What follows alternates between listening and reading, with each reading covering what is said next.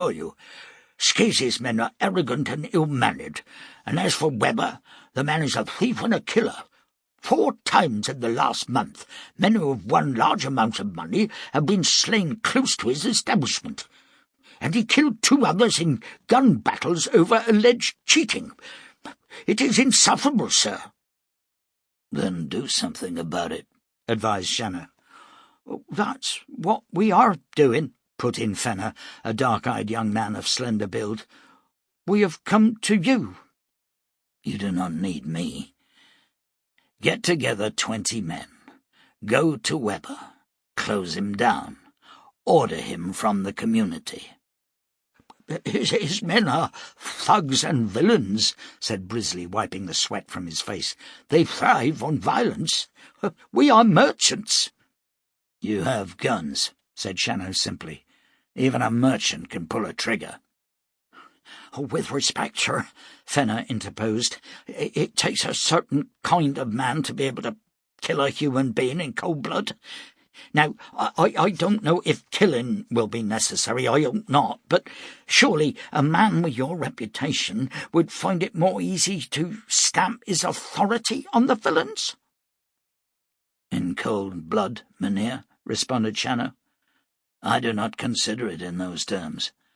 I am not a wanton slayer, nor am I a kind of respectable brigand. Mostly the men I have killed have died in the act of trying to kill me. The rest have been in the process of willfully attacking others. However, such points are meaningless in the current circumstances. I have no wish to give birth again to 7 devils." You have me a loss, sir," said Fenner. "Read your Bible, Mynheer. Now leave me in peace." Shannow finished his drink and returned to his room.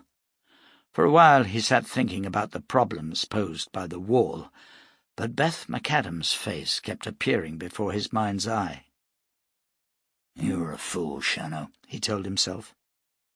Loving Donna Tabard had been a mistake, and one he had come to regret. But it was folly of the worst kind to allow another woman to enter his heart. He forced her from his mind and took up his Bible, leafing through to the Gospel of Matthew. "When an evil spirit goes out of a man, it goes through arid places, seeking rest, and does not find it. Then it says, 'I will return to the house I left.' When it arrives, it finds the house unoccupied, swept clean and put in order. Then it goes and takes with it 7 other spirits more wicked than itself, and they go in and live there. And the final condition of that man is worse than the first." How often had the Jerusalem man seen the truth of that? In Alien, Cantaste, Becarlin, and a score of other settlements. The brigands had fled before him, or been buried because of him. Then he had ridden on, and the evil had returned. Daniel Cade had visited Alien 2 weeks after Shannow left, and the town had been ruined by his attack. It would not happen here, he decided. In Pilgrim's Valley, the Jerusalem man was merely an observer. Chapter 15. The pistol competition had left Shannow short of shells for his hellborn pistols. There were 23 left, including the 10 in the cylinders of his guns. Pilgrim's Valley boasted 1 gunsmith, and Shannow made his way to the man's small shop in the eastern section.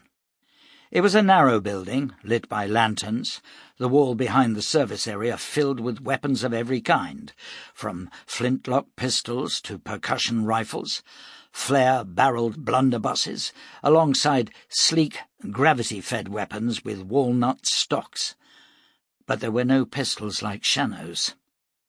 The shop owner was a short, bald, elderly man who identified himself as Groves. Shannow drew one of his guns and laid it on the double plank unit that served as a long table between the gunsmith and his customers. Groves sniffed and lifted the weapon, flicking open the gate and ejecting a shell. "Hellborn," he said. "There are a lot of these in the north now. We're hoping to get some, but they're mighty expensive. I need bullets for it, said Shannow. Can you make them?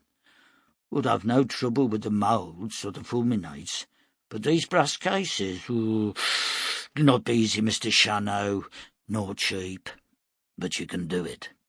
Leave me 5 shells with which to experiment. I'll do where I can. When are you leaving? I was due to ride on today. Groves chuckled. Oh, I need at least a week, sir.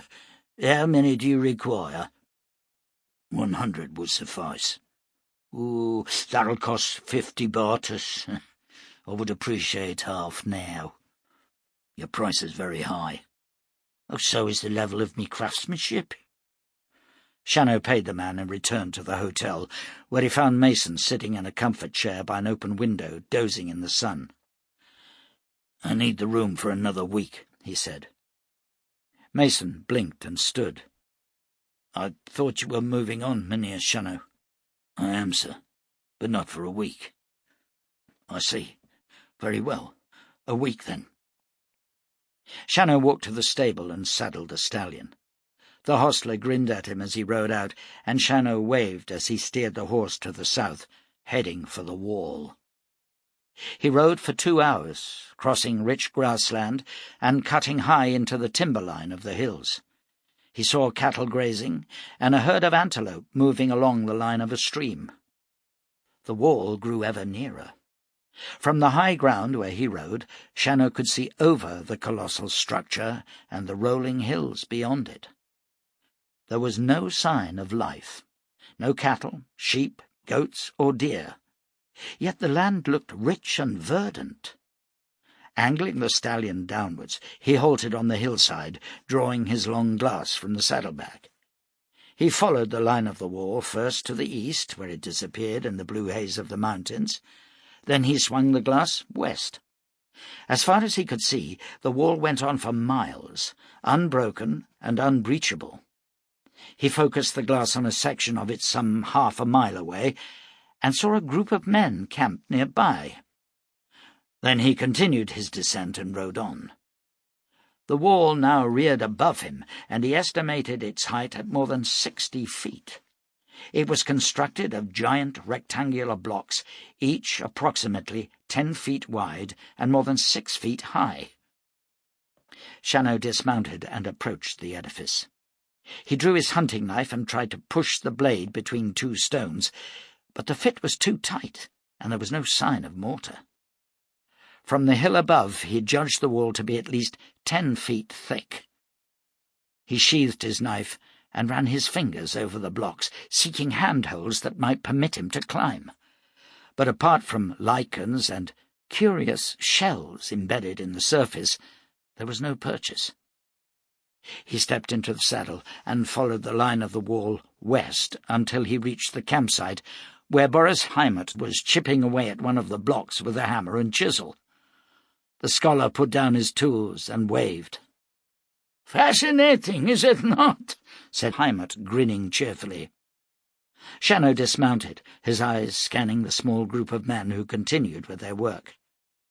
To the far right he could see the 2 men who tried to force him to leave the site of the shipwreck. They avoided his gaze and continued to chip away at the blocks. Shannow followed Heimat to the campsite, where a large pot of baker's was brewing. Heimat wrapped a cloth around the handle and lifted the pot, filling 2 mugs. He passed one to Shannow. "Have you ever seen anything like it?" asked Heimat, and Shannow shook his head. "Neither have I. There are no windows, no towers, and no gates. It could not have been built for defense. Any invading army would simply throw grappling lines over the top and climb it. There are no parapets, nothing, just a colossal wall. Take a look at this." He fished in his pocket and produced a shining shell, slightly larger than a barter coin. Shannow took it, turning it over and holding it to the light. There were many colours glistening within the grooves, purple, yellow, blue, and white. "It is very pretty," Shannow said. "Indeed it is. but it is also from the sea, Mr. Shannow. This towering structure was once below the ocean." "This whole land was once under water," Shannow told him. "There was a civilization here, a great civilization, but the seas rose up and devoured them." "So then you are saying this is an old world site?" "No. The old world sites are now mostly beneath the seas. I learned several years ago that the earth had toppled not once, but twice. The people who lived beyond this wall were destroyed thousands of years ago. I have no way of knowing, but I would guess it happened about the time of the flood described in the book." "How do you know all this?" asked Heimat. Shannow considered telling him the whole truth, but dismissed the thought. What credibility he had would disappear if he explained how the long-dead king of Atlantis had come to his rescue in the battle against the Guardians during the Hellborn War. 2 years ago, with a friend, I rode into the ruins of a great city. There were statues everywhere, beautifully carved. While there, I met a scholar named Samuel Archer. He was a fine man, strong yet gentle. He had studied the ruins and others like them for many years, and had even managed to decipher the language of the ancients. The city was called Balakris. The land was known as Atlantis. I learned much from him before he died. "I'm sorry that he is dead. I would like to have met him," said Heimat. "I, too, have seen the inscriptions on gold foil, but to meet a man who could read them. How did he die?"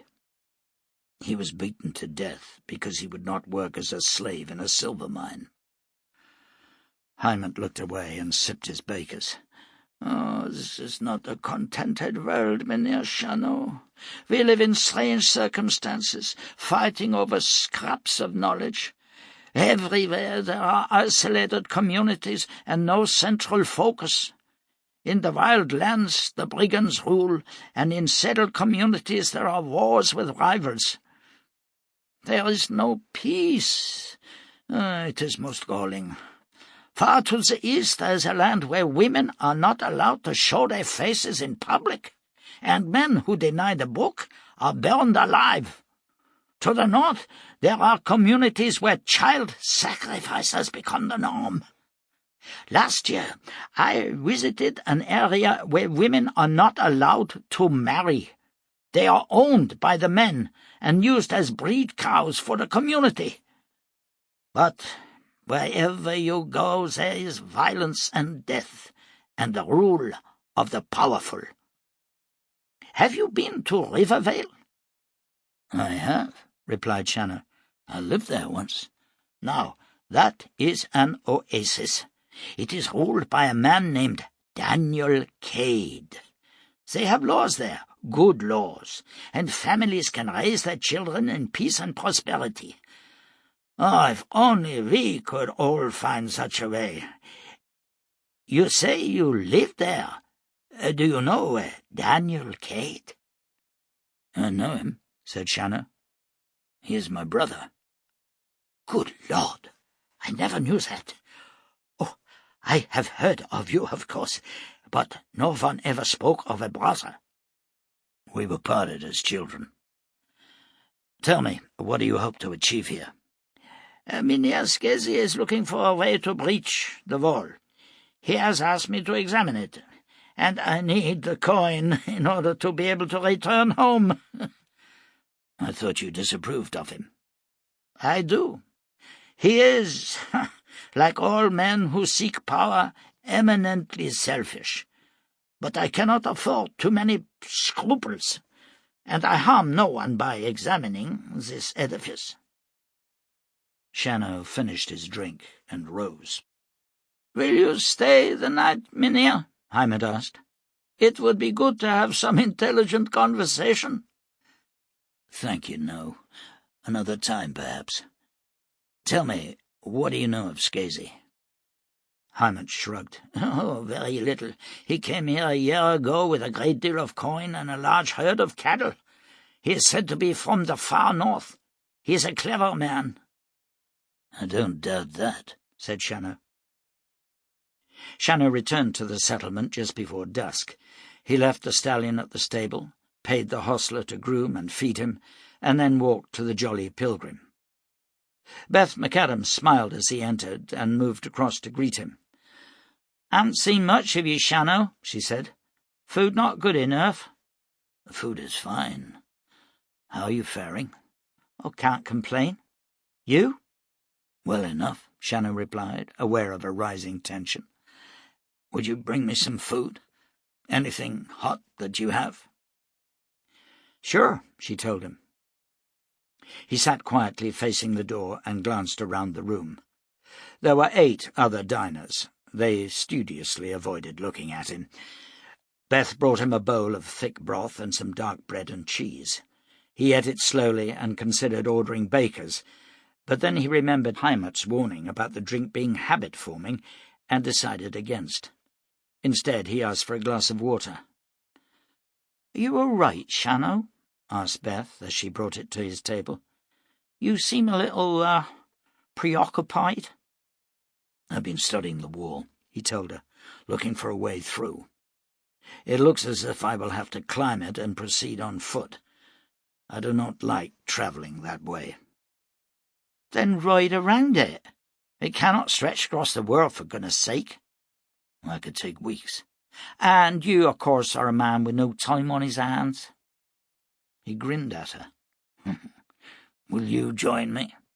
"I can't. I'm working. But tomorrow morning I get a free hour at noon. You could come then." "Perhaps I will," he said. "Maybe, if you do, you should consider getting that coat brushed, and cleaning your other clothes. You smell of dust and horses, and that silver fork beard makes you look like Methuselah." Shannow scratched his chin and smiled. "We will see." Just then Elaine Fenner entered. He spotted Shannow and approached. "May I sit down, Mynheer?" he asked. "I thought we had concluded our conversation," said Shannow, annoyed that the interruption caused Beth to leave. "It is only advice I am seeking." Shannow gestured to the chair opposite. "How can I help you?" Fenner leaned forward, lowering his voice. "We are going to close down Weber tonight. As you suggested, there will be a group of us, Brisley, Broom, and a few others. But we are none of us men used to sudden violence. I would appreciate your thoughts." Shannow looked into the man's open, honest face and realized that he liked him. Fenner had courage, and he cared. "Who will be your spokesman?" he asked. "I will." "Then it is you the ungodly will look to for action. Do not allow Weber or anyone else to take the lead. Do not enter into any discussion. Say what you want and make it happen. Do you understand me?" I think so." "Keep all talk to a minimum. Move in, get Weber out, and close the place. If there is the least suggestion of opposition, shoot someone. Keep the mob off balance, but it is Weber you must control. He is the head of the snake. Cut him off, and the others will stand and wonder what to do, and while they are wondering, you will have won. Can you trust the men with you?" Trust them? What do you mean?" "Are they close-mouthed? Will Weber know of your plan before you arrive?" "I don't think so." "I hope you're right. Your life depends on it. Are you married?" "I have a wife and 4 sons." "Think of them, Fenner, when you walk in. If you make a mistake, it is they who will pay for it." "Can it be done without shooting anyone?" "Perhaps. I did not say you should walk in with guns blazing. I'm trying to tell you how to stay alive. If Weber starts to talk and you respond, his men will begin to gather themselves, and your men will start to waver. Be strong, be swift, and be direct. No shades of grey, Mynheer Fenner. Black and white. Win or lose. Live or die." Fenner took a deep breath. "I will try to follow your advice. Thank you for your time." "It cost me nothing. If trouble starts, or even looks like starting, kill Webber." But Shannow knew he would not, for even as he said it, the young man's eyes wavered from his direct gaze. "Do your best, Mynheer." When the young man had left, Beth returned to the table. "He's a good man," she said. "He may not live very long," Shannow told her. There were 8 armed men in the group that entered Webber's gambling house. It was crowded with more than 20 tables and a long bar packed with customers. Webber himself sat at a carnat table to the rear, and Fenner led the group through to him. "You will come with us, Mynheer Webber," he said, drawing his pistol and pointing it at the gambler. As the revellers realized what was happening, a silence fell on the room. Webber stood and folded his arms. He was a tall man, running to fat, but powerfully built. His eyes were black and deep-set, and he smiled at Fenner. Gleaming gold flashed in his grin, and Fenner saw that the teeth on either side of his incisors were moulded from precious metal. "Why, in the devil's name, should I?" Webber asked. Fenner cocked the pistol. "Because you'll be dead if you don't," he told him. "Is this fair?" Webber thundered. "What have I done? I run a gambling house. I have killed no one, save in fair battle." "You are a thief and a scoundrel," said Josiah Broom, pushing forward, "and we are closing you down." "Who says I am a thief? Let him stand forward," Webber shouted. Fenner waved Broom back, but the man pushed on. "People who win from you are killed.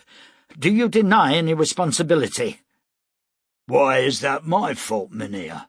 A man who wins a great deal of coin is seen by many other unluckier gamblers." Fenner glanced around. The crowd had fallen back now, and Webber's men ringed the group. Brisley was sweating heavily, and 2 of the others were shifting uneasily. Fenner's pistol levelled at Webber's chest. "You will move now, Mynheer, or suffer the consequences." "You would shoot me down? Murder me, Mynheer? What sort of law is this you are proposing?" He's right, Elaine," whispered Broom. "We didn't come here to kill anyone, but let this be a lesson to you, Webber. We'll not stand for any more violence." "I stand and quake in my shoes, Mynheer Bacon-server. Now, all of you put down your weapons, or my men will blow you into tiny pieces." Brisley's gun clattered to the floor, and the others followed, all save Elaine Fenner. His eyes locked to Webber's, and understanding flowed between them. But Fenner was no killer. He uncocked the pistol and thrust it deep into the scabbard at his hip.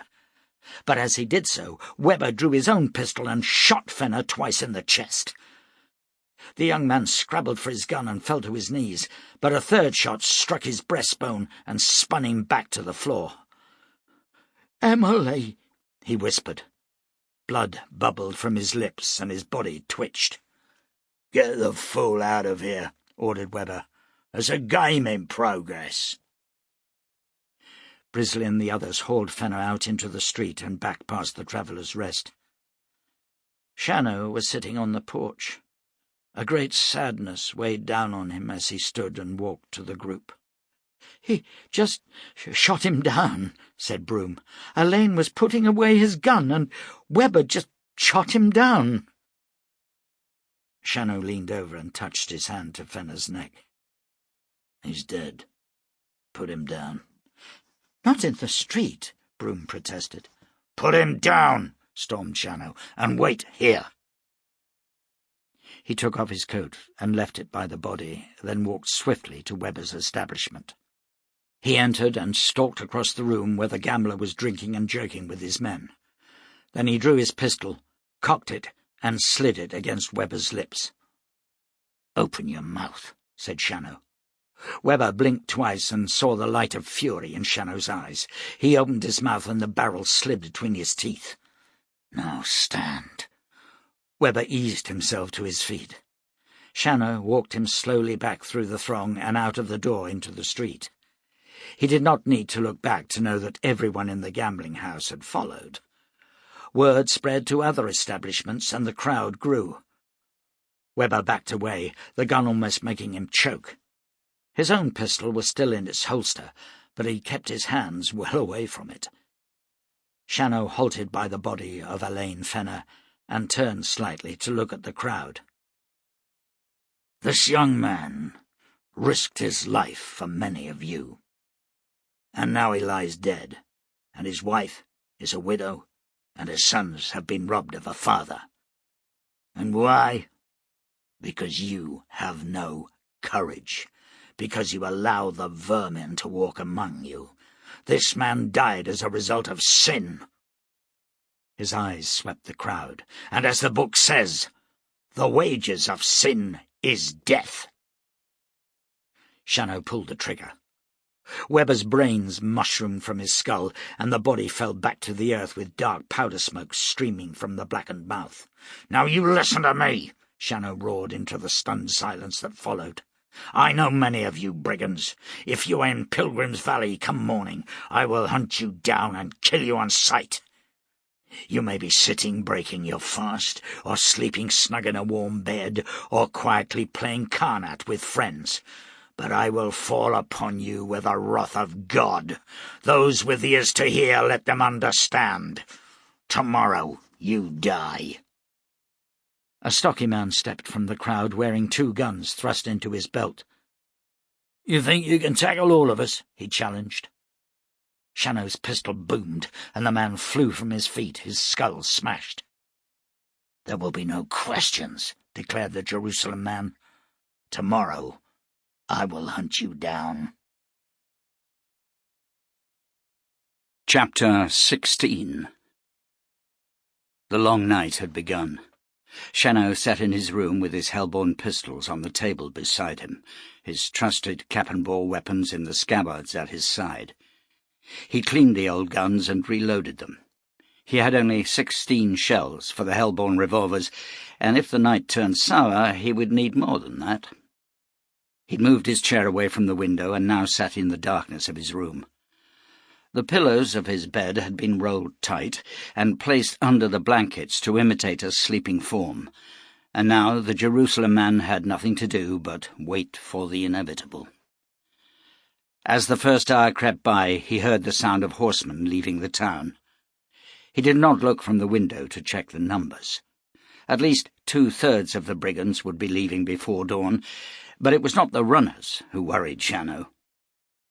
He sat in the darkness, his fury gone, blaming himself for Fenner's death. He'd known deep in his soul that the young man could not survive, and yet he let him walk into the valley of the shadow. Am I my brother's keeper? The answer should have been yes. He recalled the shocked looks on the faces of the mob as he had blown Webber to hell, and he knew what they had seen. The crazed fanatic the world knew as the Jerusalem man taking one more helpless victim. They would forget that Webber had mercilessly murdered poor Elaine Fenner, but they would remember the tormented Webber standing in the moonlight with a pistol barrel in his mouth. And so would Shannow. It was not a good deed. He could convince himself of its necessity, but not of its virtue. There was a time when John Shannow would have fought Webber man to man, upright and fearless. But not now. His powers and his speed were waning. He'd seen that well enough when he watched Clem Steiner shoot the jug. Once, maybe, the Jerusalem man could have duplicated such a feat. Not any more. Not even close. A floorboard creaked in the corridor outside. Shannow hefted a pistol, then heard a door open and close, and the sound of a man sitting down on a mattress. He relaxed, but left the pistol cocked. Rivervale. That was where his life had changed. He'd ridden through the wild lands and found himself in a predominantly peaceful community. There he had met Donna Tabard. Her husband, Thomas the carpenter, had been murdered, and she herself was under threat. Shannow had helped her and had grown to love her. Together they had journeyed with Con Griffin to a hoped-for new life in a world without brigands and killers. Griffin had called it Avalon. Yet what had they found? Shannow had been wounded by the Khans, a strange race of cannibals, and rescued by the saintly Caritas, a survivor of the fall of the world. Donna had believed Shannow dead, and had married Griffin. And something in John Shannow had given up the ghost and died. He remembered his father once saying, "Better to have loved and lost than never to have loved at all." But it was not true. He had been more content before he met Donna. Perhaps not happy, but he knew who he was and what he was. The soft scuff of a boot sounded on the roof above his head. "Come then, my would-be killers. I am here. I am waiting." He heard the stretching groan of a rope and saw a booted foot in a loop easing down outside the window. Lower and lower it came until a man's body appeared. He was holding the rope with his left hand, while in his right was a long-barreled pistol. As his torso came level with the window, he sighted on the bed and fired twice. At the same time, the door to Shannow's room was smashed open and 2 men rushed in. The Jerusalem man shot them both with his left-hand pistol, then twisted his right and fired point-blank into the belly of the man on the rope, who screamed and pitched back out of sight.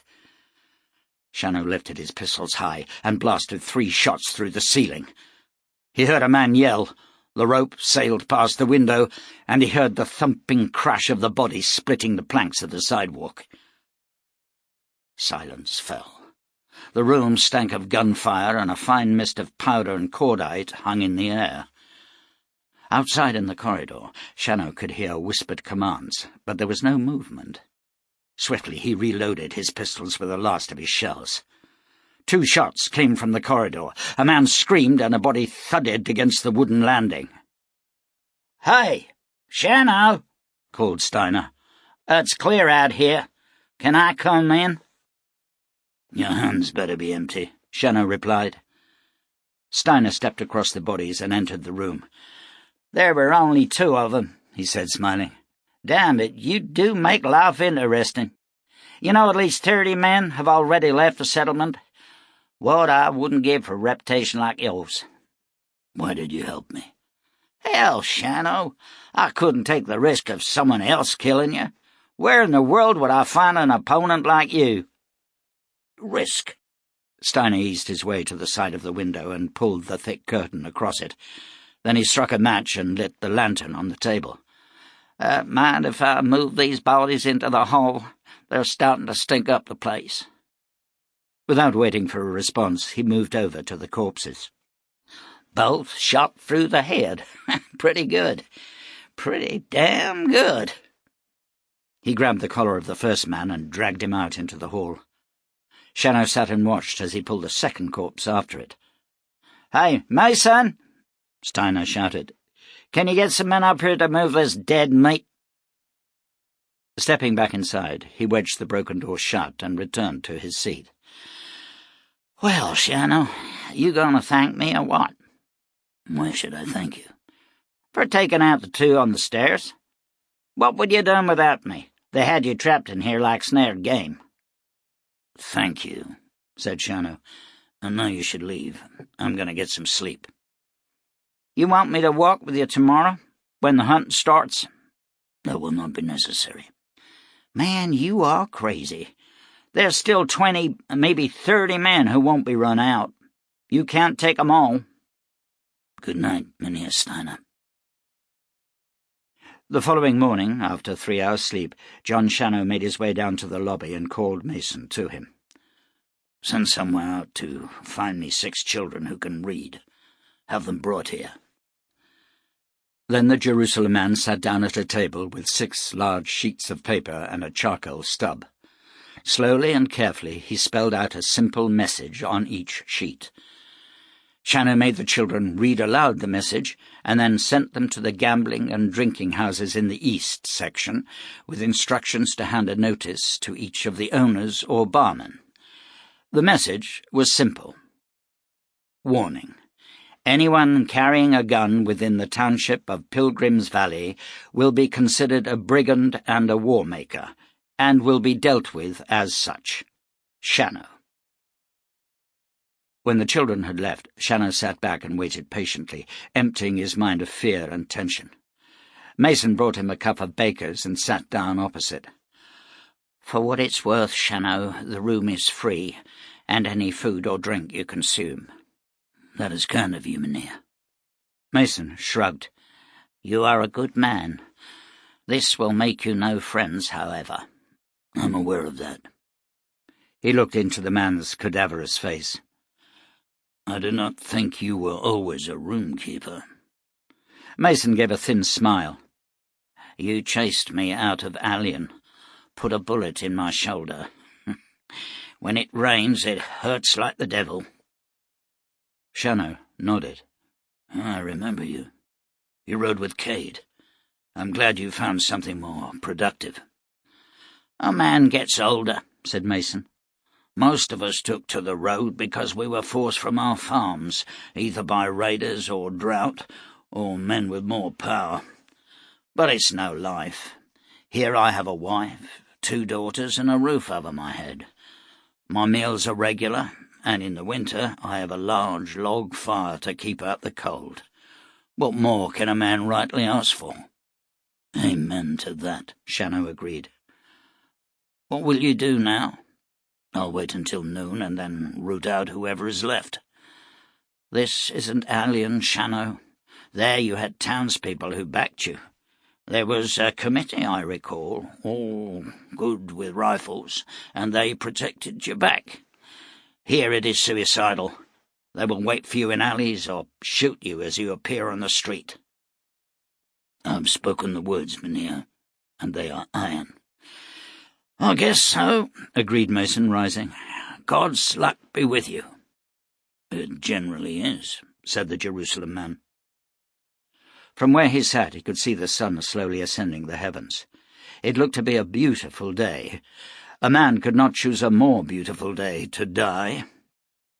One by one the children returned, and Shannow gave them each a coin, asked them where they had taken the notices, and what had been the response.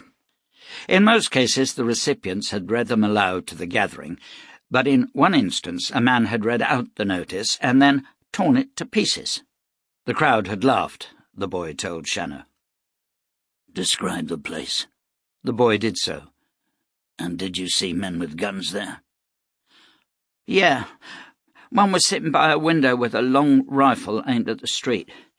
There were 2 others on a balcony above, and to the right of the door.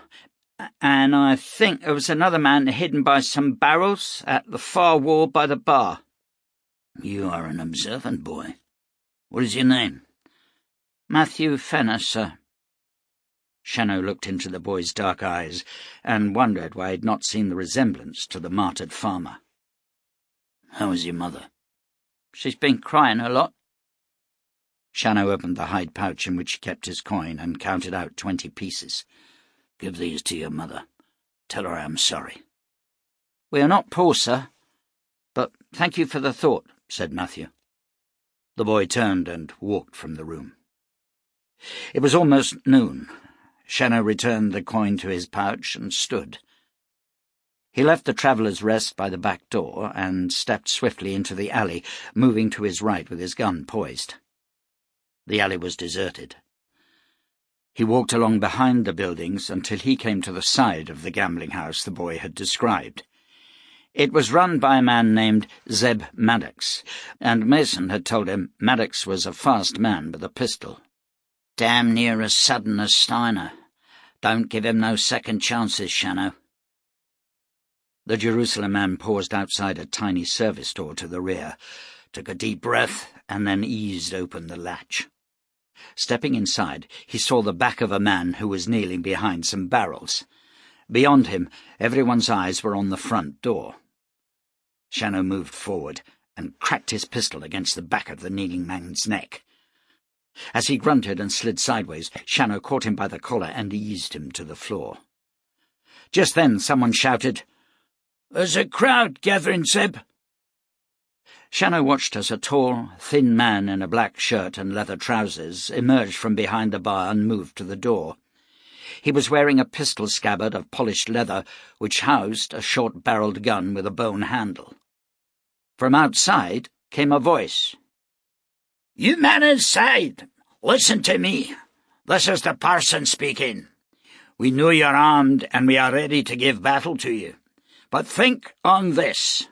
There are 40 men out here, and when we rush the place, the carnage will be terrible.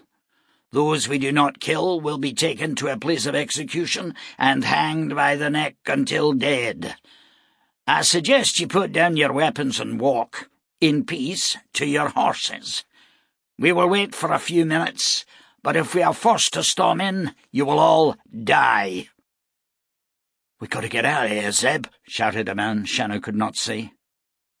"I'll not run from a pack of townies," hissed Zeb Maddox.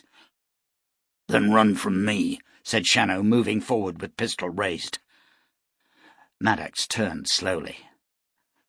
"You gonna try to put that pistol in my mouth, Shannow, or will you be a man and face me?" "Oh, I'll face you," said Shannow as he strode forward and pushed his pistol into Maddox's belly. "Draw your gun and cock it." "What the hell is this?" "Do it." "No, put it against my stomach." Maddox did so. "Fine. There's your chance. I'll count to 3, and we'll both pull the triggers," whispered Shannow coldly. "You're crazy. We'll both die, for sure." 1, said Shannow. "This is mad, Shannow." Maddox's eyes were wide with terror. 2. "No!" screamed Maddox, hurling away his pistol and throwing himself backwards, his hands over his face. The Jerusalem man looked around at the waiting gunmen. "Live or die," he told them. "Choose now." Guns clattered to the floor. Shannow walked to the doorway and nodded to the parson and the men gathered with him. Broom was there, and Brisley, and Mason, and Steiner. Beth McAdam was standing beside them, her pistol in her hand. "I killed no one," said Shannow. "They're ready to go. Let them ride." He walked away, his gun hanging at his side. "Shannow!" screamed Beth, and the Jerusalem man spun as Zeb Maddox fired from the doorway. The shell punched Shannow from his feet. His vision misting, he returned the fire. Maddox doubled over, then staggered upright, but a volley of shots from the crowd lifted him and hurled him back through the doorway. Shannow struggled to his feet and staggered. Blood was dripping to his cheek. He bent to retrieve his hat, and darkness swallowed him. Bright colours were everywhere, hurting his eyes, and blood flowed upon his face. Flames flickered at the edge of his vision, and he saw a terrible beast stalking towards him, holding a rope with which to throttle him. His pistol blazed, and the creature staggered, but came on, blood pouring from its wound. He fired again, and again. Still the beast advanced, until finally it slumped to its knees before him, its taloned claws opening. "Why?" the beast whispered. Shannow looked down and saw that the creature was carrying not a rope, but a bandage. "Why did you kill me when I was trying to help you?" "I'm sorry," whispered Shannow. The beast vanished, and he rose and walked to the cave mouth. Hanging in the sky, awesome in its scale, was the sword of God, with around it crosses of many colours, green and white and blue. Below it was a city teeming with life, a huge circular city, ringed with walls of white stone and a massive moat which boasted a harbour where wooden ships with banks of oars were anchored. A beautiful woman with flame-red hair approached Shannow. "I will help you," she said. But in her hand was a knife. Shannow backed away. "Leave me alone," he told her. But she advanced, and the knife came up to sink in his chest. Darkness engulfed him. Then there was the noise of a great roaring, and he awoke. He was sitting in a small seat surrounded by crystal set in steel. Upon his head was a tight-fitting helmet of leather. Voices whispered in his ear. "Calling tower. This is an emergency. We seem to be off course. We cannot see land. Repeat, we cannot see land." Shannow leaned over and looked through the crystal window. Far below he could see the ocean. He glanced back. He was sitting in a metal cross, suspended in the air below the clouds, which flashed by above him with dizzying speed. "What is your position, flight leader?" came a second voice. "We are not sure of our position, Tower. We cannot be sure just where we are. We seem to be lost. Assume bearing due west. We don't know which way is west. Everything is wrong, strange. We can't be sure of any direction. Even the ocean doesn't look as it should." The cross began to tremble violently, and Shannow scrabbled at the window. Ahead, the heavens and the sea appeared to merge. All around the window the sky disappeared, and blackness swamped the cross. Shannow screamed. "It's all right, Shannow. Calm. Stay calm." His eyes opened to see Beth McAdam leaning over him. He tried to move his head, but sickening pain thundered in his temple, and he groaned. Beth laid a cool towel on his brow. "You're all right, Shannow. You were turning as the bullet struck you. It did not pierce the skull, but it gave you a powerful blow. Rest now." "Maddox," he whispered. "Dad, we shot him down. The others we hanged. There is a committee now patrolling the town. The brigands have gone." "They will return," he said. "They always return." "Sufficient unto the day is the evil thereof," came another voice. "And you, parson?" "Yes," answered the man, leaning over him. "Take it easy, Shannow. All is peaceful." Shannow slept without dreams. Chapter 17. "I see you have 2 Bibles," said the parson, sitting by Shannow's bedside and holding the leather-covered books. "Surely one is enough." Shannow, his head bandaged, his left eye swollen and blue, reached out and took the first. "I carried this with me for many years, but last year a woman gave me the second. The language is more simple. It lacks the majesty, but it makes many passages easier to understand." "I have no trouble in understanding it," said the parson. "Throughout it makes one point. God's law is absolute. Live by it and you prosper, both here and in the afterlife. Defy it and you die." Shannow eased himself back into the pillows. He was always wary of men who claimed to understand the Almighty, yet the parson was good company, by turns witty and philosophical. He had an active mind and was strong on debate. His presence made Shannow's enforced rest less galling. "How goes the church building?" Shannow asked. "My son," said the parson, grinning, "it is no less than a miracle. Every day scores of the brethren hurl themselves into work with gusto.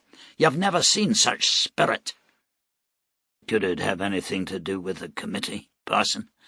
Beth tells me that miscreants are now sentenced to work on the church or hang." The parson chuckled.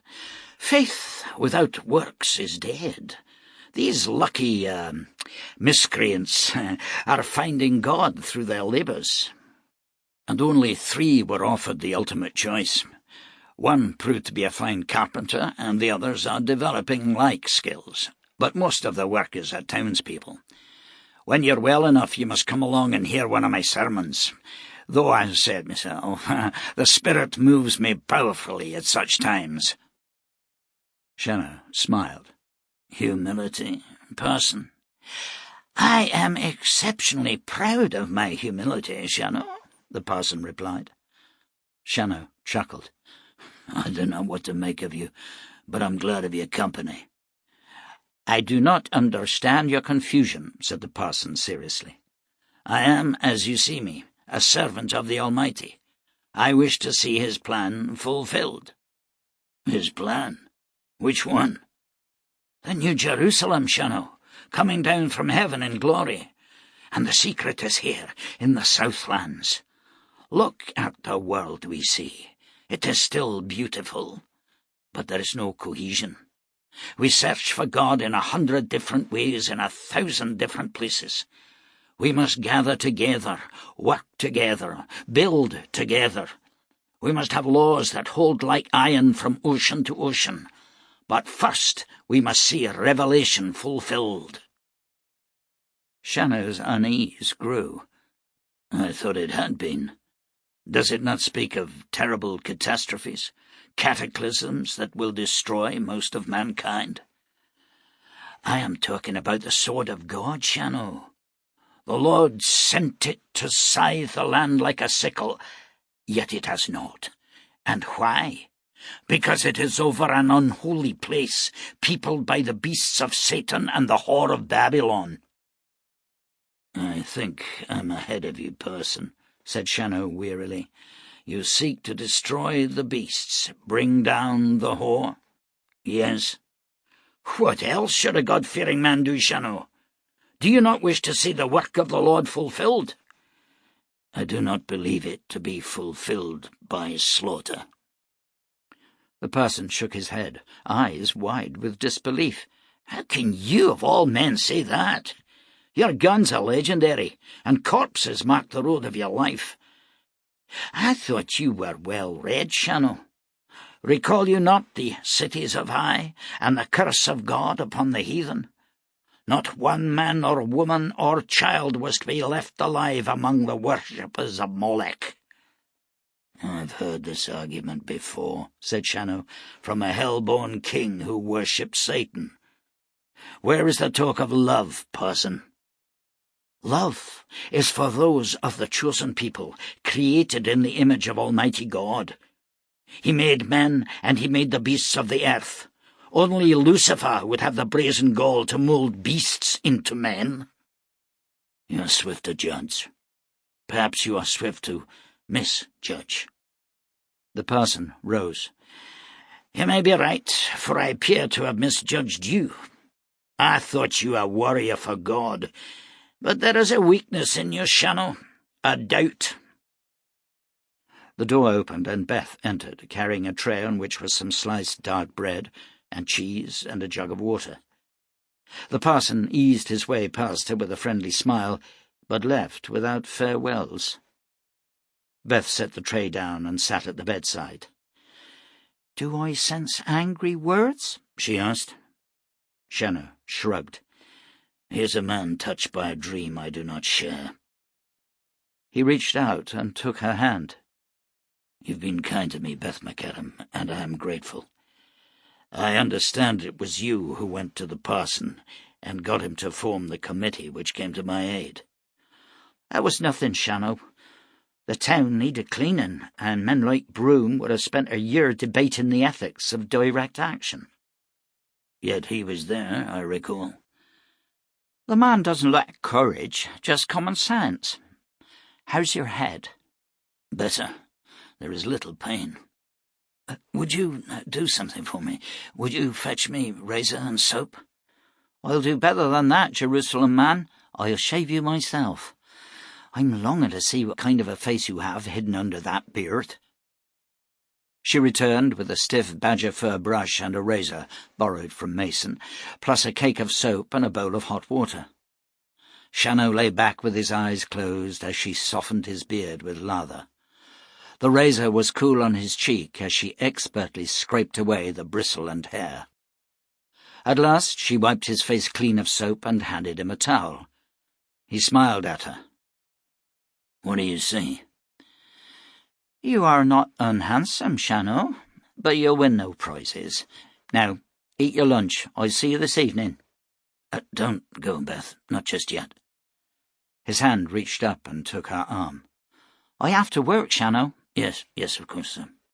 Forgive me. She stood and backed away, forced a smile and left. Outside in the corridor she stopped and pictured again the look in his eyes as he asked her to stay. Don't be a fool, Beth, she told herself. Why not? There's an hour before you're expected back. Swinging on her heel, she opened the door once more and stepped inside. Her hand moved to the buttons of her blouse. "Don't you read too much into this, Shannow," she whispered, as she dropped her skirt to the floor and slid into bed beside him. For Beth McAdam, it was a revelation. Afterwards she lay beside the sleeping Shannow, her body warm and wonderfully relaxed. Yet the surprise of his love-making had been in the inexperience he showed, in the passive, grateful manner in which she had received her. Beth was no stranger to the ways of men, and she had enjoyed lovers long before she met and seduced Sean McAdam. She'd learned that there was a great similarity about the actions of the aroused male. He fumbled, he groped, and then he drove himself into a rhythmic frenzy. Not so with Shannow. He had opened his arms to her and stroked her shoulders and back. It was she who had made all the moves. For all his awesome powers in dealing with situations of peril, the Jerusalem man was untutored and surprisingly gentle in the arms of a woman. Beth slid from the bed, and Shannow awoke instantly. "You going?" he asked. "Yeah. Did you sleep well?" "Wonderfully. Will you come back this evening?" "No," she said firmly. "I must see to my children." "Thank you, Beth." "Don't thank me," she snapped. She dressed swiftly and pushed her fingers through her blonde hair, roughly combing it. At the door she paused. "How many women have you slept with, Shannow?" "2, he answered, without trace of embarrassment. She walked across the street to the Jolly Pilgrim, where Broom was waiting, his face red with anger. "You said an hour, Frey McAdam, and it has been 2. I have lost customers, and you will lose coin." "Whatever you decide, Mynheer," she said, moving past him to where the dishes waited for cleaning. There were only 2 customers, and both were finishing their meals. Beth carried the plates to the rear of the eating-house and scrubbed them clean with water from the deep well. When she returned, the Pilgrim was empty. Broom approached her. "I am sorry for losing my temper," he said. "I know he is wounded and needs attention. You will keep the coin. I was wondering if you would join me at my house this evening." "For what purpose, Mynheer?" "To talk. Have a little meal. Get to know one another. It is important for people who work together to understand each other." She looked into his thin face and saw arousal in his eyes. "I am afraid not, Mynheer. I am seeing Mynheer Scasey this evening to discuss a business matter." "A lease of land, I know," he said, and her eyes darkened. "Oh, do not misunderstand me, Frey McAdam. Mynheer Scasey spoke to me because I know you. He wishes to be sure of your integrity. I told him I felt you were honest and hard-working. But do you really want the lonely life of a farm widow?" "I want a home, Mynheer." "Yes, yes!" She could see him building towards a proposal and headed him off. "I must get on with my work," she told him, easing past him to the rear of the building. That evening she was welcomed to Scasey's permanent rooms at the Traveller's Rest by a servant, who led her through to a long room where a log fire blazed in a wide hearth. Scasey rose from a deep, comfortable chair and took her hand, lifting it to his lips. "Welcome, madam. Might I offer you some wine?" A handsome man, he was even more striking in the light from the fire, his swept-back hair gleaming, his sharp, powerful features almost savage.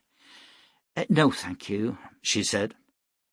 He led her to a chair, waited as she sat, and then returned to his own.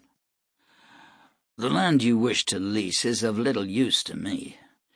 But tell me, Frey McAdam, why you approached me.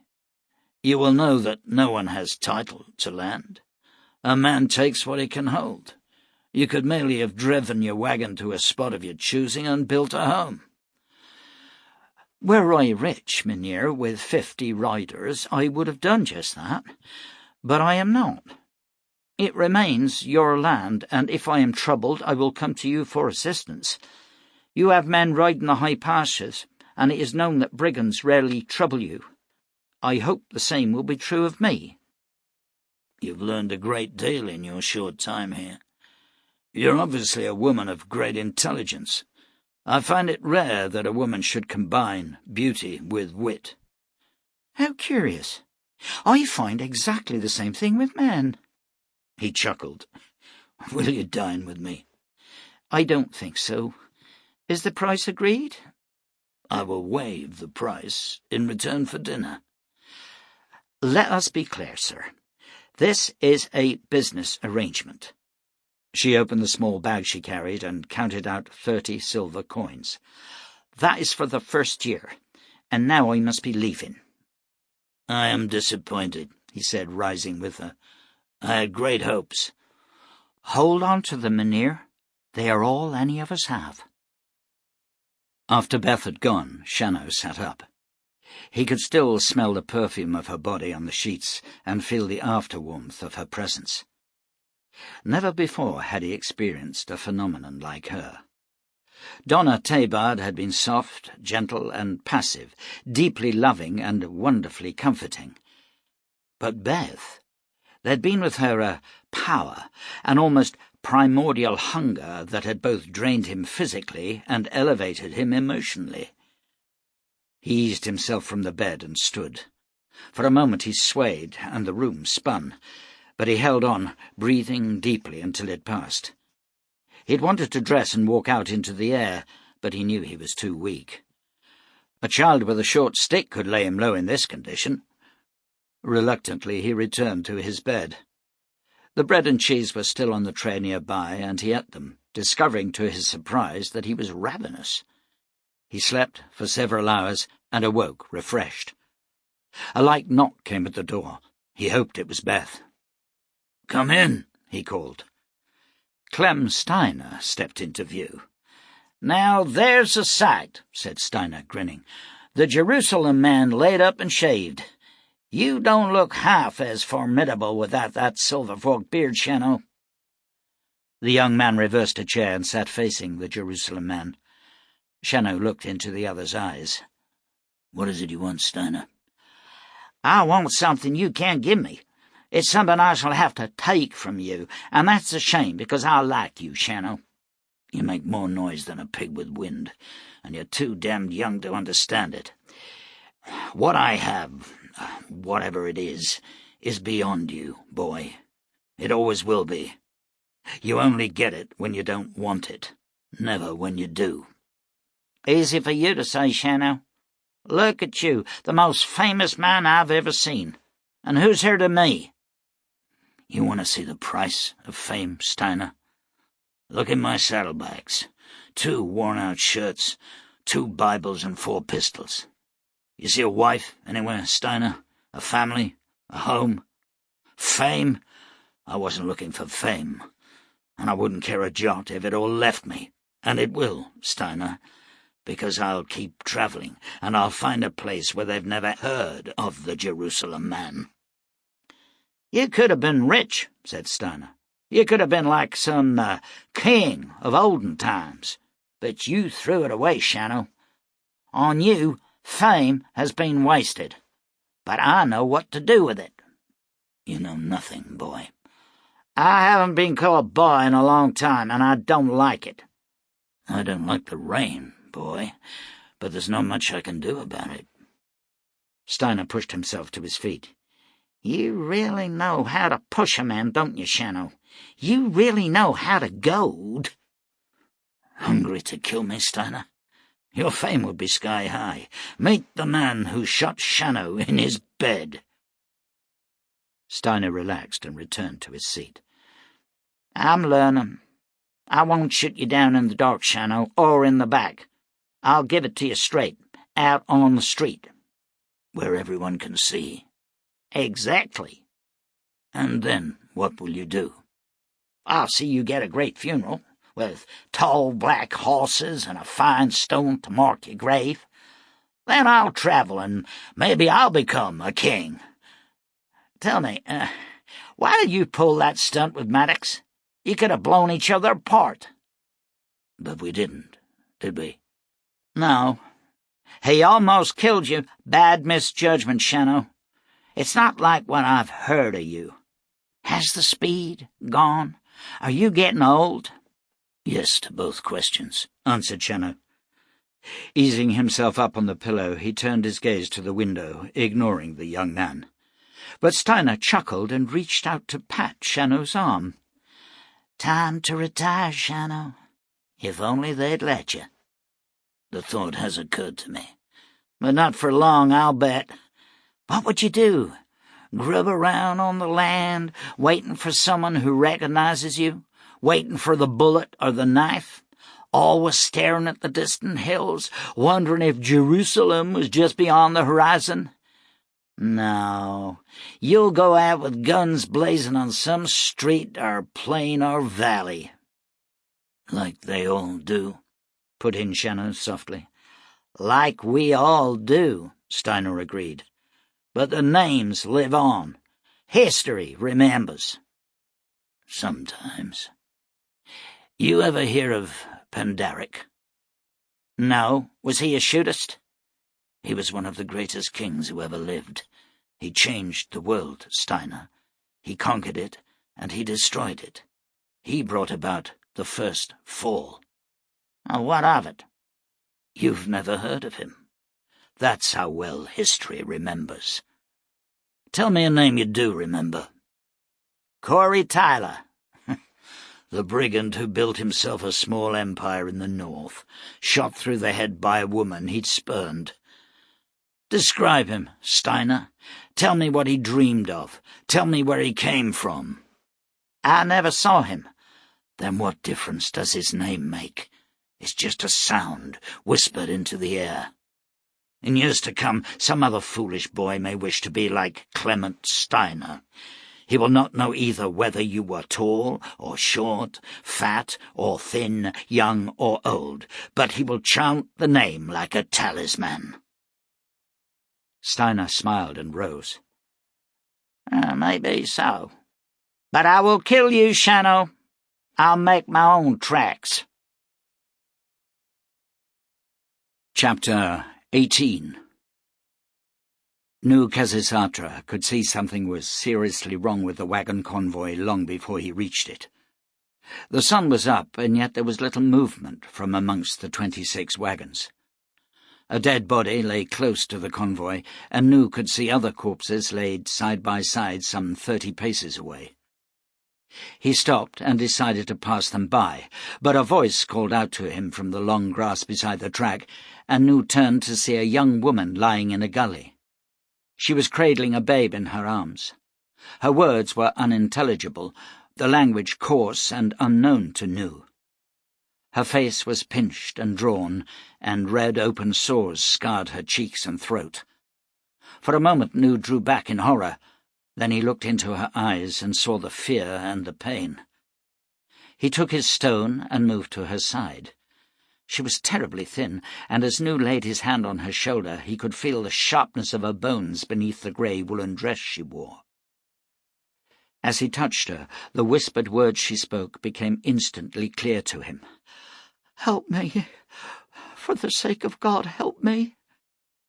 He touched the stone to her brow, and the sores vanished instantly, as did the hollow dark rings below her large blue eyes. "My babe?" she said, lifting the tiny bundle towards Nu. "I can do nothing," he told her sadly, staring at the corpse. A terrible moaning cry came from the woman, and she hugged the child to her. Nu stood and helped her to her feet, leading her back to the wagons. Some 20 paces ahead on the road, a man was lying on his back, dead eyes staring up at the sky. They passed him by.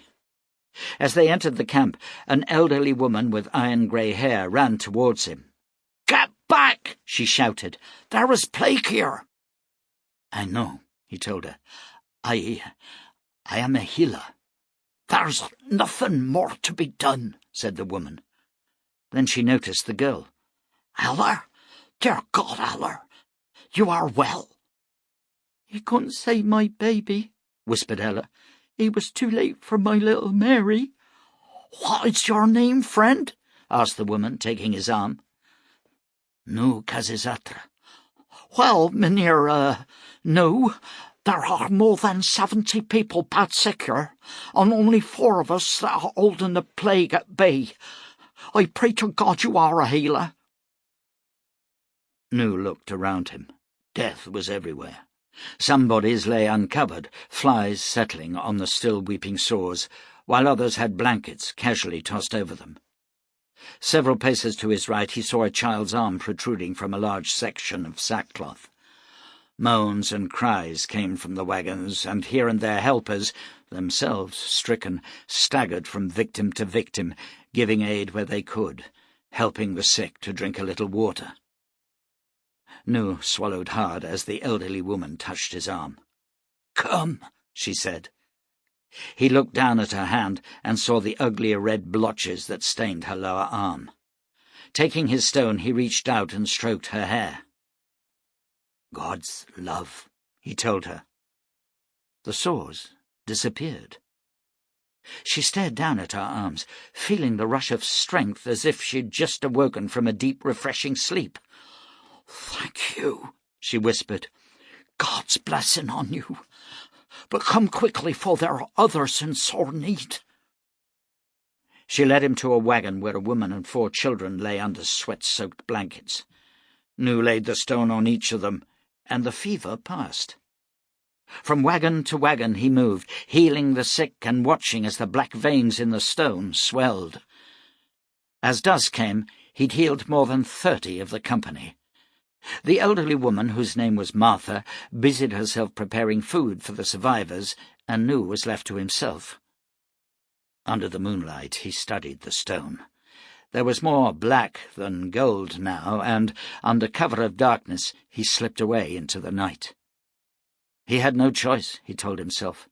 If ever he was to see Pashad and the children again, he had to leave some power in the stone. But with each step he took, his heart became heavier. At last he sat down under the bright moonlight and prayed. "What would you have me do?" he asked. "What are these people to me? You are the giver of life, the bringer of death. It was you who brought this plague to them. Why can you not take it away?" There was no answer, but he recalled his boyhood days in the temple under the great teacher, Rizak. He could see the old man's hooded eyes and his hawk nose, the white, straggly beard, and he remembered the story Rizak had told him of heaven and hell. "I prayed to the Lord of all things to let me see both paradise and the torment of Belial, and in my vision I saw a door. I opened it, and there, in a great room, was a sumptuous feast placed on a great table. But all the guests were wailing, for the spoons in their hands had long, long handles, and, though they could reach the food, the spoons were too long for them to place it in their mouths, and they were cursing God and starving. I closed the door and asked to see paradise. Yet it was the same door that stayed before me. I opened it, and inside was an identical feast, and all the guests had the same long-handled spoons. But they were feeding each other and praising God in the 1,000 names known only to the angels." Nu stared up at the moon and thought of Pashad. He sighed and stood. Back at the wagons he moved amongst the sick, healing them all. He laboured long into the night, and at the dawn he stared down at the stone in his hand. It was black now, with not a trace of gold. Martha came and sat beside him, giving him a cup in which was a dark, bitter drink. "I've heard of them," she said, "but I never saw one before. It was a Daniel stone. Is it used up?" "Yes," said Nu, dropping it to the ground in front of the fire. "It saved many lives, Mynheer Nu, and I thank you for it." Nu said nothing. He was thinking of Pashad. Beth McAdam was thoughtful and silent as she steered the wagon south over the rolling grasslands towards the wall. The children were sitting on the tailboards squabbling, but the noise passed her by. Shannow was making good progress, but still confined to his room at the Traveller's Rest, and the parson had been a frequent caller at their campsite in Tent Town. Now there was Edric Scasey, tall and confident, courteous and gallant. He had taken her to dinner twice and amused her with stories of his upbringing in the far north. "They have cities there now, and elected leaders," he had told her. "Some of the areas have formed treaties with neighbouring groups, and there was talk last year of a confederation." "They won't get together," said Beth. "People don't. They'll row over everything and fight over nothing." "Don't be too sure, Beth. Mankind cannot grow without organisation. Take the barter coin. That's universally accepted now, no matter which community you enter. Old Jacob Barter, who first stamped the coins, had a dream of one nation. Now it looks as if it has a chance. Just imagine what it would be like if laws were as readily accepted as barter coin." "Wars will just get bigger," she said with certainty. "It's the way of things." "We need leaders, Beth, strong men to draw us all together. There's so much we don't know about the past that could help us with the future. So much." The lead oxen stumbled, jerking Beth back to the present, and she hauled on the reins, giving the beast time to recover its footing. She was attracted to Scasey, drawn by his strength, but there was something about him that left her with a vague sense of unease. Like the parson, he had a dangerous, uncertain quality. With Shannow, the danger was all on the surface. What you saw was what you got. How much easier life would have been had she found Josiah Broom attractive. But the man was such a blinkered fool. "I dread to think of people who look up to men like John Shannow," he had told her one morning as they waited for the first customers of the day. "Loathsome man, a killer and a war-maker of the worst kind. People like him wreck communities, destroy any sense of civilized behaviour. He is a cancer in our midst and should be ordered to leave." "When has he stolen anything?" she countered, holding the anger from her voice. "When has he been disrespectful? When? When has he killed a man without first being threatened with death himself?"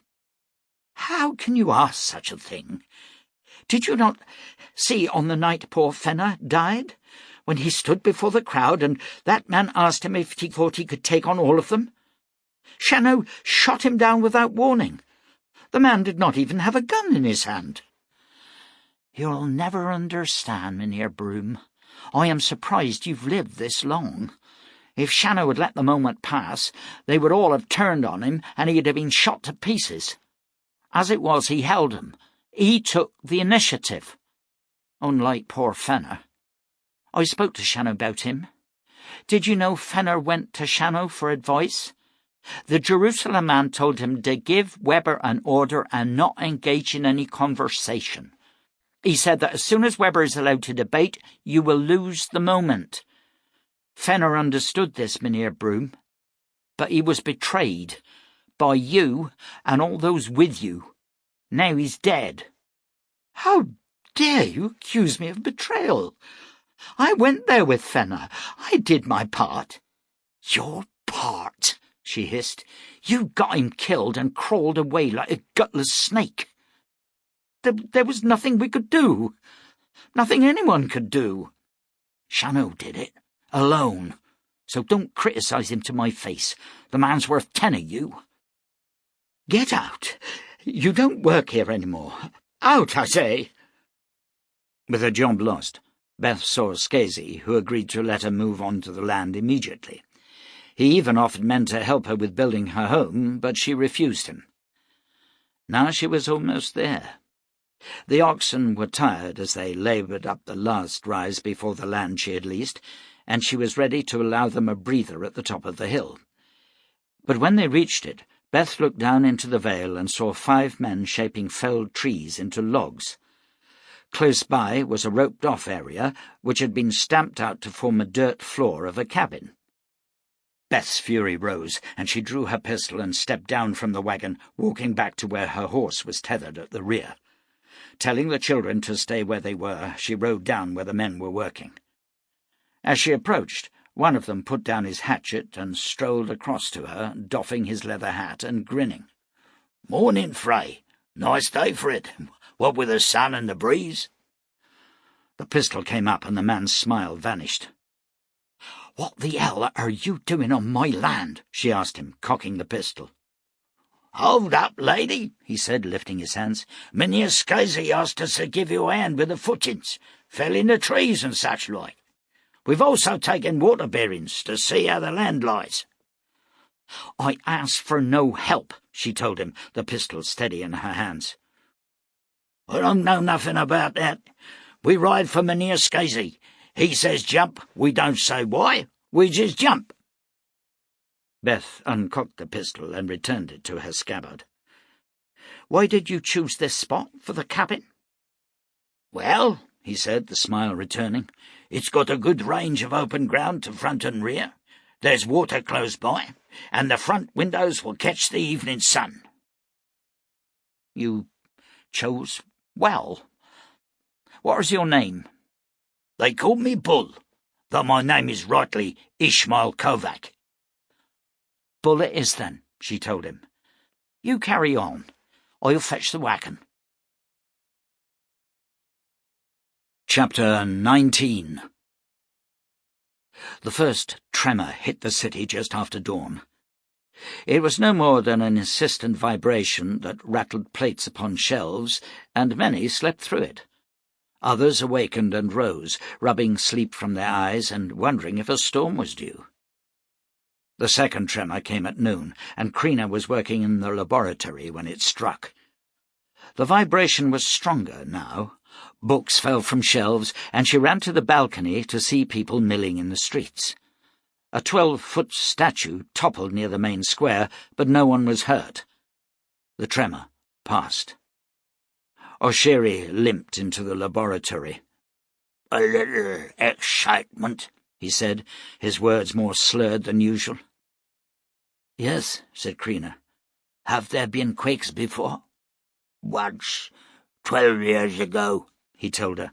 "It was not serious, though some farmers lost cattle and there were many stillborn calves. How is your work progressing?" "I'll get there," she replied, looking away. He squatted on the mosaic floor and looked up at her.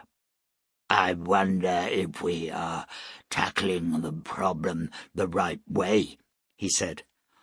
"What other way is there? If I can find out what causes the genetic structure to regress, I might be able to stop it." "That's what I mean, Krina. You are staring into the heart of the problem and you cannot see the whole. I've been looking at the records of the others who have gone through the change before me. All were male and all under 25 years of age." "I know that. It is not a great help," she snapped. "Bear with me. Almost all the changelings were about to be married. You did not know that, did you?" "No," she admitted. "But how is that important?" He smiled, but she did not recognize the expression in his swollen, leonine face. "Our custom is for the groom to take his lady to the southern mountains, there to pledge his love beneath the sword of the One. Everyone does it." "But the women go too, and they are not affected." "Yes," he said. "I have given great thought to this. I do not understand your science, Krina, but I understand how to solve a problem. First, look for the deviation, and then ask not where is the problem, but where is not the problem. If all the changelings journey to the sword, but the women are unaffected, then what do the men do that is different? What did Shiran do while you were there?" "Nothing that I did not," she replied. We ate, we drank, we slept, we made love, we came home. Did he not climb to the Chaos Peak and dive to the waters 200 feet below? Yes. The custom, as I understand it, is for the men to purify themselves in the water of the Golden Pool before they pledge themselves. But all men do this, and not all are affected. That is true, he agreed, but some men merely bathe in an easily accessible part of the pool. Others dive from low rocks, but only the most foolhardy climb to the Chaos Peak and dive. I still do not understand what you are trying to say.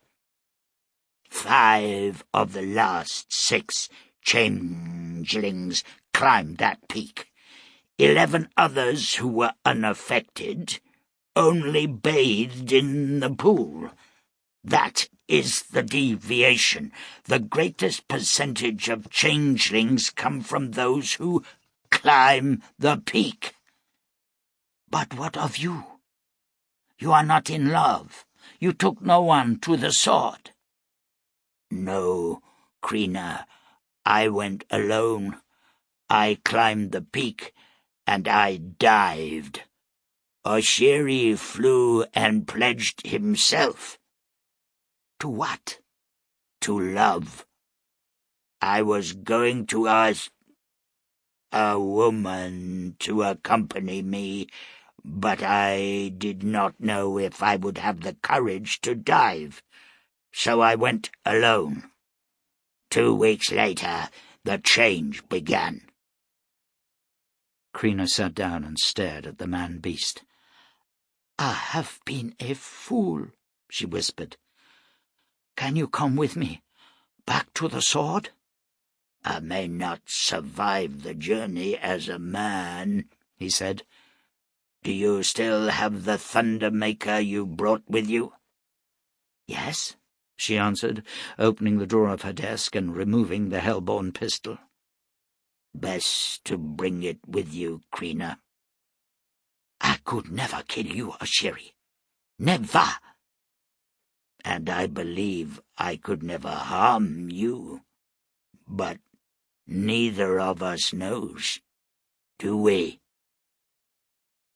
Shannow pulled on his boots and settled his gun scabbards in place at his hips.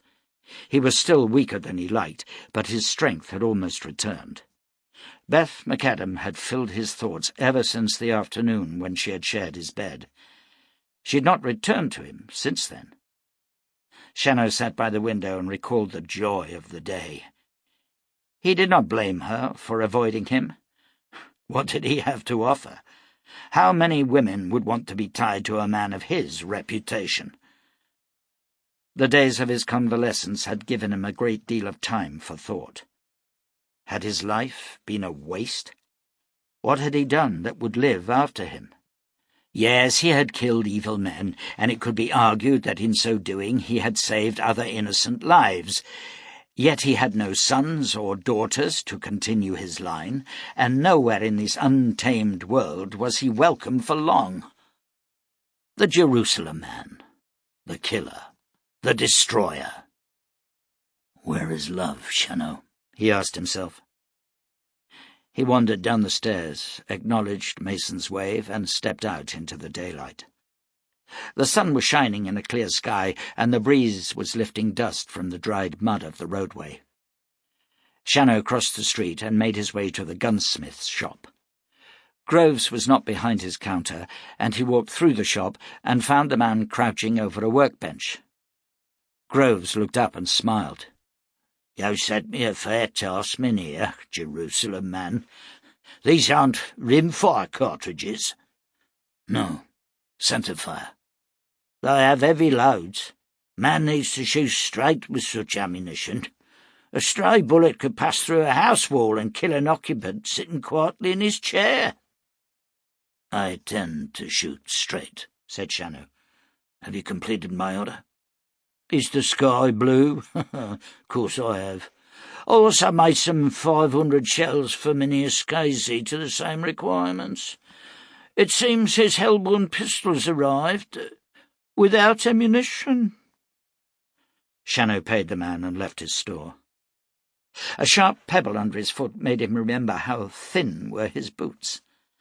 The town store was across the street, and he bought a new pair of soft leather boots, 2 white woolen shirts, and a quantity of black powder. As the man was preparing his order, an earth tremor struck the town, and from outside came the sound of screaming.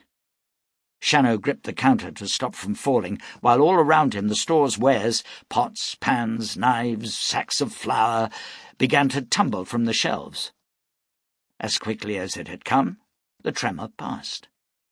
Shannow moved back into the bright sunlight. "Will you look at that?" yelled a man, pointing to the sky. The sun was directly overhead, but way to the south a second sun shone brightly for several seconds before suddenly disappearing. "You ever seen the like, Shannow?" asked Clem Steiner, approaching him. "Never." "What does it mean, do you think?" Shannow shrugged. "Maybe it was a mirage. I've heard of such things." "It fair makes your skin crawl. I never heard of a mirage that could cast a shadow."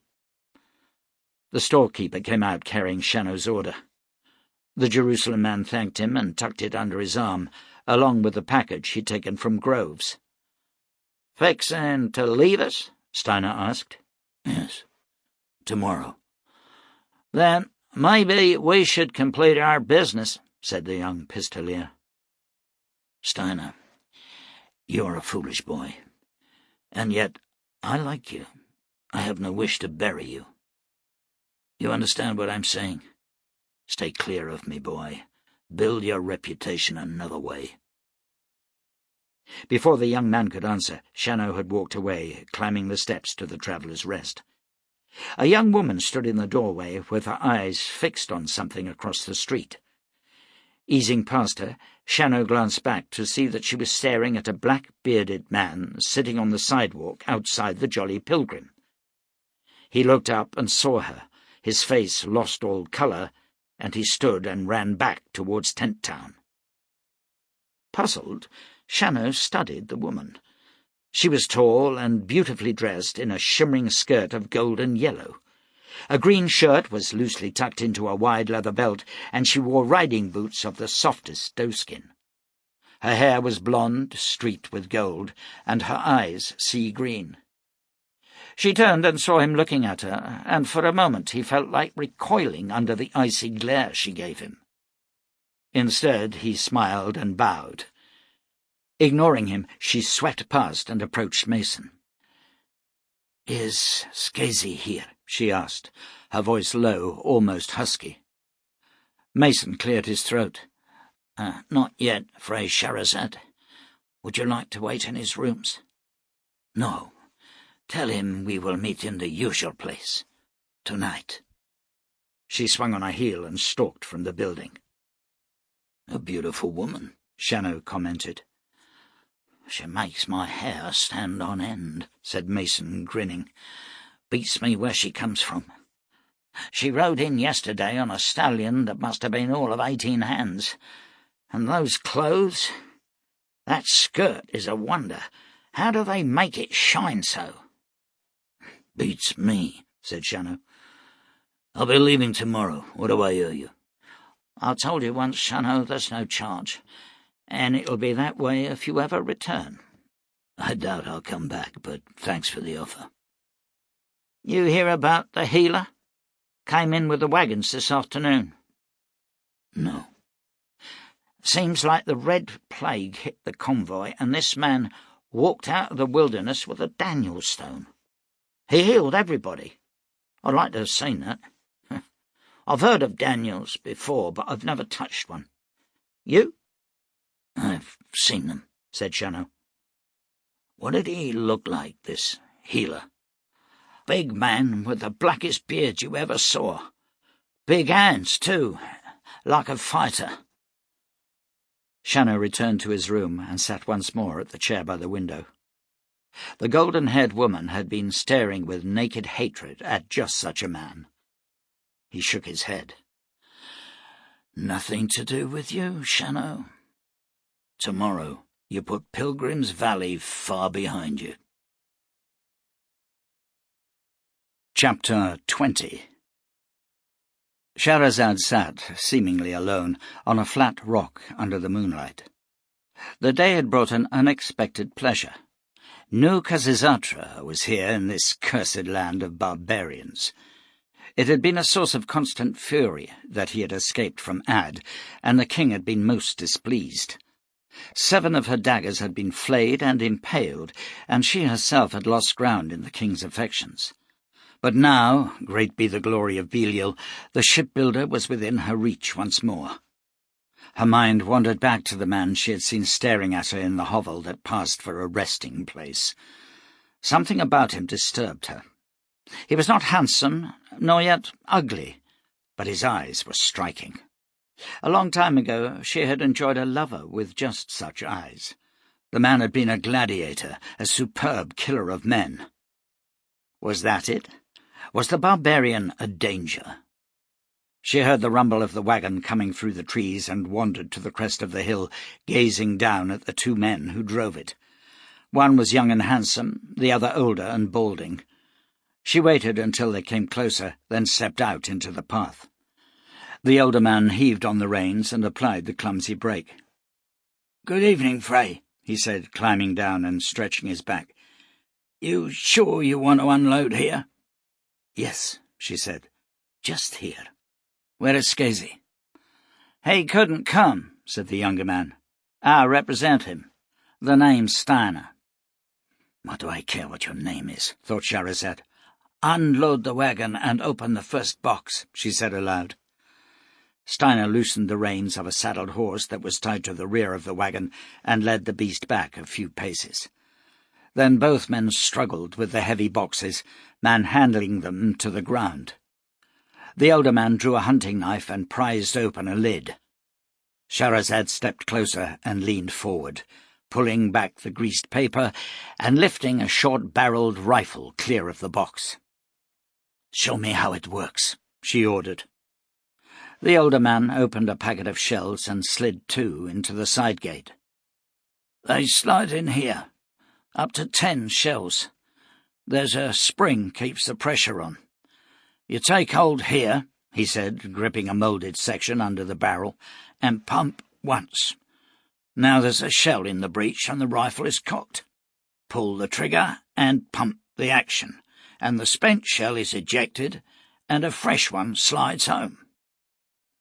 "Ingenious," admitted Shahrazad. "But sadly, after this load we will need no more. We will make our own." "Ain't sad to me," said the man. "Don't make no difference to me." "Ah, but it does," she said, smiling, and she raised her hand. From the bushes all around them rose a score of daggers, pistols in their hands. "Sweet Jesus, what the hell are they?" whispered the man as the reptiles moved forward. At the back of the wagon, Clem stood horror-struck as the demonic creatures appeared, then backed away towards his horse. "Kill them," ordered Shahrazad. Clem dived for the ground, rolled, and came up firing. 2 of the reptiles were hurled from their feet. More gunfire shattered the night, spurts of dust spitting up around Clem's prone body. His horse panicked and ran, but Clem dived for the saddle, grabbing the pommel as it passed. He was half carried, half dragged into the trees, shells whistling about him. "Find him," ordered Shahrazad, and 6 of the reptiles loped away into the darkness. She turned on the older man, who'd stood stock-still throughout the battle. Her hand dipped into the pocket of her golden skirt, and she lifted out a small stone, dark red and veined with black. "Do you know what this is?" she asked. He shook his head. "This is the bloodstone. It can do amazing things, but it needs to be fed. Will you feed my bloodstone?" "Oh, my God," he whispered, backing away as Shahrazad drew a silver pistol and stared down at it. I am surprised that the greatest minds of Atlantis never discovered such a sweet toy. It is so clean, so lethal, so final. Please, Frey, I have a wife, children. I never harmed you. You offend me, barbarian, merely by being. The pistol came up, and the shell hammered through his heart. He fell to his knees, then toppled to his face. She turned him over with the toe of her boot and laid the bloodstone on his chest. The black veins dwindled to nothing. She sat by the corpse and closed her eyes, concentrating on her victory. An image formed in her mind, and she saw New Khazizatra waiting unarmed and ready to be taken. But a dark shadow stood between her and the revenge she desired. The face was blurred, but she focused her concentration, and the shadow became recognizable. It was the man from the Traveller's Rest, only now his eyes were flames, and in his hands were serpents, sharp-fanged and deadly. Holding the image, she called out to her mentor, and his face appeared in her mind. What troubles you, Shahrazad? Look, Lord, at the image. What does it mean? The eyes of fire mean he is an implacable enemy. The serpents show that in his hands he has power. Is that the renegade prophet behind him? Yes, Lord. He is here, in this strange world. Take him. I want him here before me. You understand, Shahrazad? I do, Lord. But tell me, why are we no longer dealing with Skizzy? I thought their guns would be of more use. I have opened other gates to worlds with infinitely more power. Your barbaric kingdom offers little. You may take 10 companies of daggers if you wish, and blood them on the barbarians. Yes, do it, Shahrazad, if it would bring you pleasure. His face disappeared. 10 companies of daggers? Never had she commanded so many, and yes, it would be good to plan a battle, to hear the thunder of gunfire, the screams of the dying. Perhaps if she did well, she would be given a command of humans, and not these disgusting, scaled creatures from beyond the gates. Lost in her dreams, she ignored the sounds of distant gunfire. Clem Steiner had been hit twice. Blood swept from the wound in his chest, and his left leg burned as sweat mixed with the blood at the outer edges of the jagged wound. His horse had been shot from under him, but he'd managed to hit at least one of the creatures giving pursuit. What in the devil's name were they? Clem hauled himself behind a rock and scrabbled further up the wooded hillside. At first he thought them men wearing masks, but now he was not so sure. And they were so fast. They moved across his line of vision with a speed no human could match. Licking his lips, he held his breath, listening hard. He could hear the wind sighing in the leaves above him and the rushing of a mountain stream to his left. A dark shadow moved to his right, and he rolled and fired. The bullet took the reptile under the chin, exiting from the top of its skull, and it fell alongside Clem, its legs twitching. He stared, horror-struck, at the grey, scaled skin and the black leather body armour. The creature's hand had a treble-jointed thumb and 3 thick fingers. Jesus God, they're demons, he thought. I'm being hunted by demons. He fought for calm and reloaded his pistol with the last of his shells. Then he gathered up the reptile's weapon and sank back against the rock. The wound in his chest was high, and he hoped it had missed his lung. Of course it has, you fool. You're not coughing blood, are you? But he felt so weak. His eyes closed, but he jerked himself awake. Gotta move. Get safe. He started to crawl, but loss of blood had weakened him terribly, and he made only a few yards before his strength was spent. A rustling movement came from behind him, and he tried to roll, but a booted foot lashed into his side. His gun came up, but was kicked from his hand. Then he felt himself being dragged from the hillside, but all pain passed, and he slid into unconsciousness. The pain awoke him, and he found he had been stripped naked and tied to a tree. 4 of the reptiles were sitting together in a close circle around the body of the creature he had killed on the hillside. As he watched, one of the others took a serrated knife and cut into the chest of the corpse, ripping open the dead flesh and pulling clear the heart. Clem felt nausea overwhelming him, but he could not tear his eyes from the scene. The reptiles began to chant, their sibilant hissing echoing in the trees. Then the first cut the heart into 4 pieces, and the others all accepted a portion, which they ate. Then they knelt around the corpse, and each touched his forehead to the body. Finally they rose and turned to face the bound man. Clem looked into their golden, slitted eyes, then down at the serrated knives they all held. No glittering reputation for Clem Steiner, no admiring glances. No treasure would be his, no adoring women. Anger flooded him, and he struggled at the ropes that bit into his flesh as the reptiles advanced. "Behold," said a voice, and Clem glanced to his right to see John Shannow standing with the sun behind him, his face in silhouette. The voice was low and compelling, and the reptiles stood and stared at the newcomer. "Behold, the whirlwind of the Lord goeth forth in fury, a continuing whirlwind. It shall fall with pain upon the heads of the wicked." Then there was silence, as Shannow stood calmly, the morning breeze flapping at his long coat. One of the reptiles lowered his knife. He stepped forward, his voice a sibilant hiss. "You spirit or man?" Shannow said nothing, and the reptiles gathered together, whispering. Then the leader moved away from them, approaching the Jerusalem man. "I can smell your blood," hissed the dagger. "You're a man." "I am Death," Shannow replied. "You are a truth speaker," said the reptile at last. "We have no fear, but we understand much that men do not. You are what you say you are, and your power is felt by us. This day is yours, but other days will dawn. Walk warily, man of death." The leader gestured to the other daggers, then turned on his heel and loped away.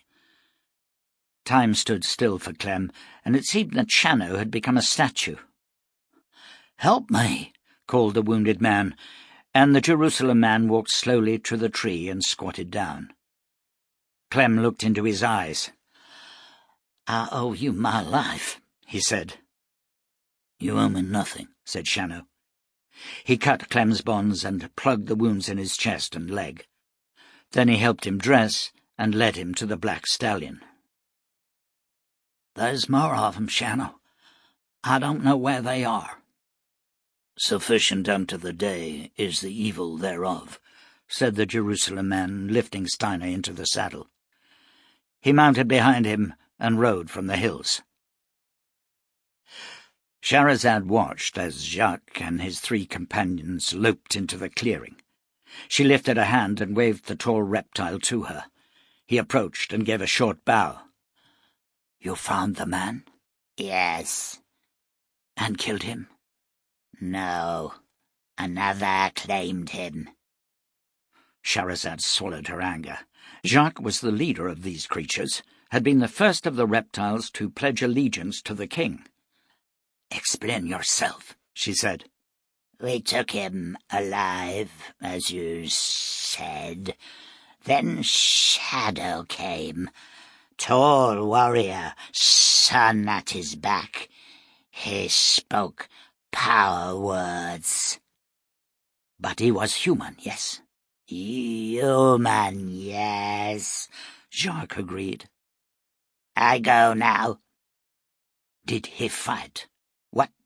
What happened?" No fight. He was death, Golden Hair. He was power. We felt it. So you just left him? That is cowardice, Jacques. His wedge-shaped head tilted, and his huge golden eyes bored into her own. That word for humans. We have no fears, Golden Hair. But it would be wrong to die for nothing. How could you know you would die? You did not try to fight him. You have guns, do you not? Guns? Spat Jacques. Loud noises.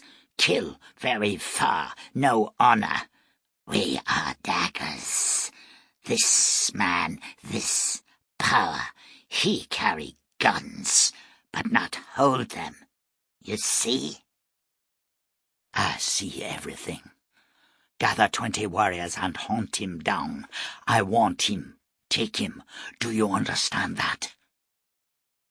Jacques nodded and moved away from her. She did not understand. She would never understand. The death man could have opened fire on them at any time, but instead he spoke words of power.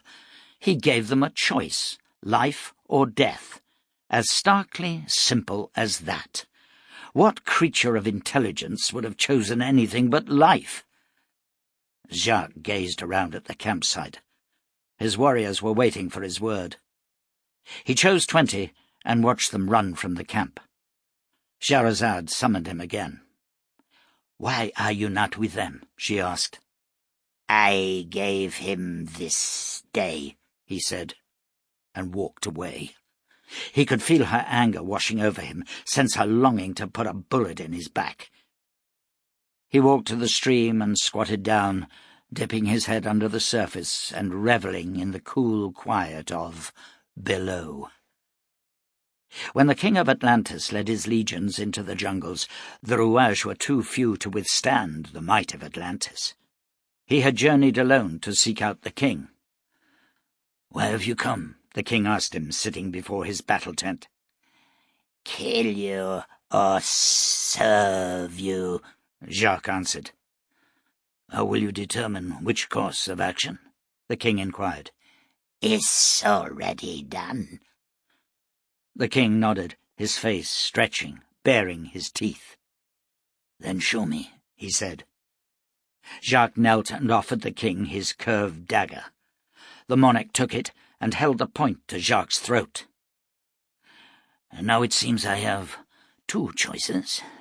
"No," said Jacques, "only one." The king's mouth opened, and a series of barking sounds disturbed the reptile. In the months that followed, he would learn that this sound was laughter, and that it denoted good humour among humans. He rarely heard that sound now from Scheherazade, unless something had died. Now, as he lifted his head from the water, a rippling of faint music echoed inside his mind. He answered the calling. "Speak, my brother, my son," his mind answered. A dagger moved from the bushes and crouched low to the ground, his eyes averted from Jacques' face. The music in Jacques' mind hardened, and the language of the rouage flowed in the corridors of his mind. "Golden Hair wishes to attack the homes of the land humans. Her mind is easy to read, but there are few warriors there, Jacques. Why are we here? Have we offended the king?" "The king is a great power, my son, but his people fear us. We are now merely playthings for his bedmate. She longs for blood, but we are pledged to the king, and we must obey. The land humans are to die." "It is not good, Jacques." The music changed again. "Why did the truth-speaker not kill us? Were we beneath his talents?" "You read his thoughts. He did not need to kill us." "I do not like this world, Jacques. I wish we could go home." "We will never go home, my son. But the king has promised never to reopen the gate. The seed is safe, but we are the hostages to that promise. Golden Hair hates us. She will see us all dead.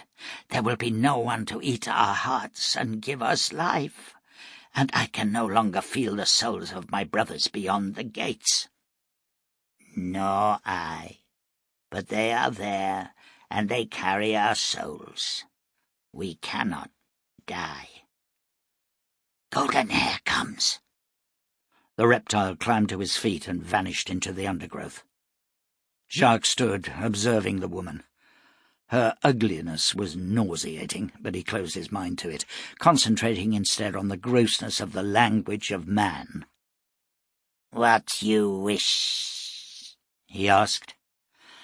"There is a community close by. I wish to see it destroyed." "As you command," he replied. Chapter 21. Shannow rode with care, holding the wounded man in place but stopping often to study his back trail.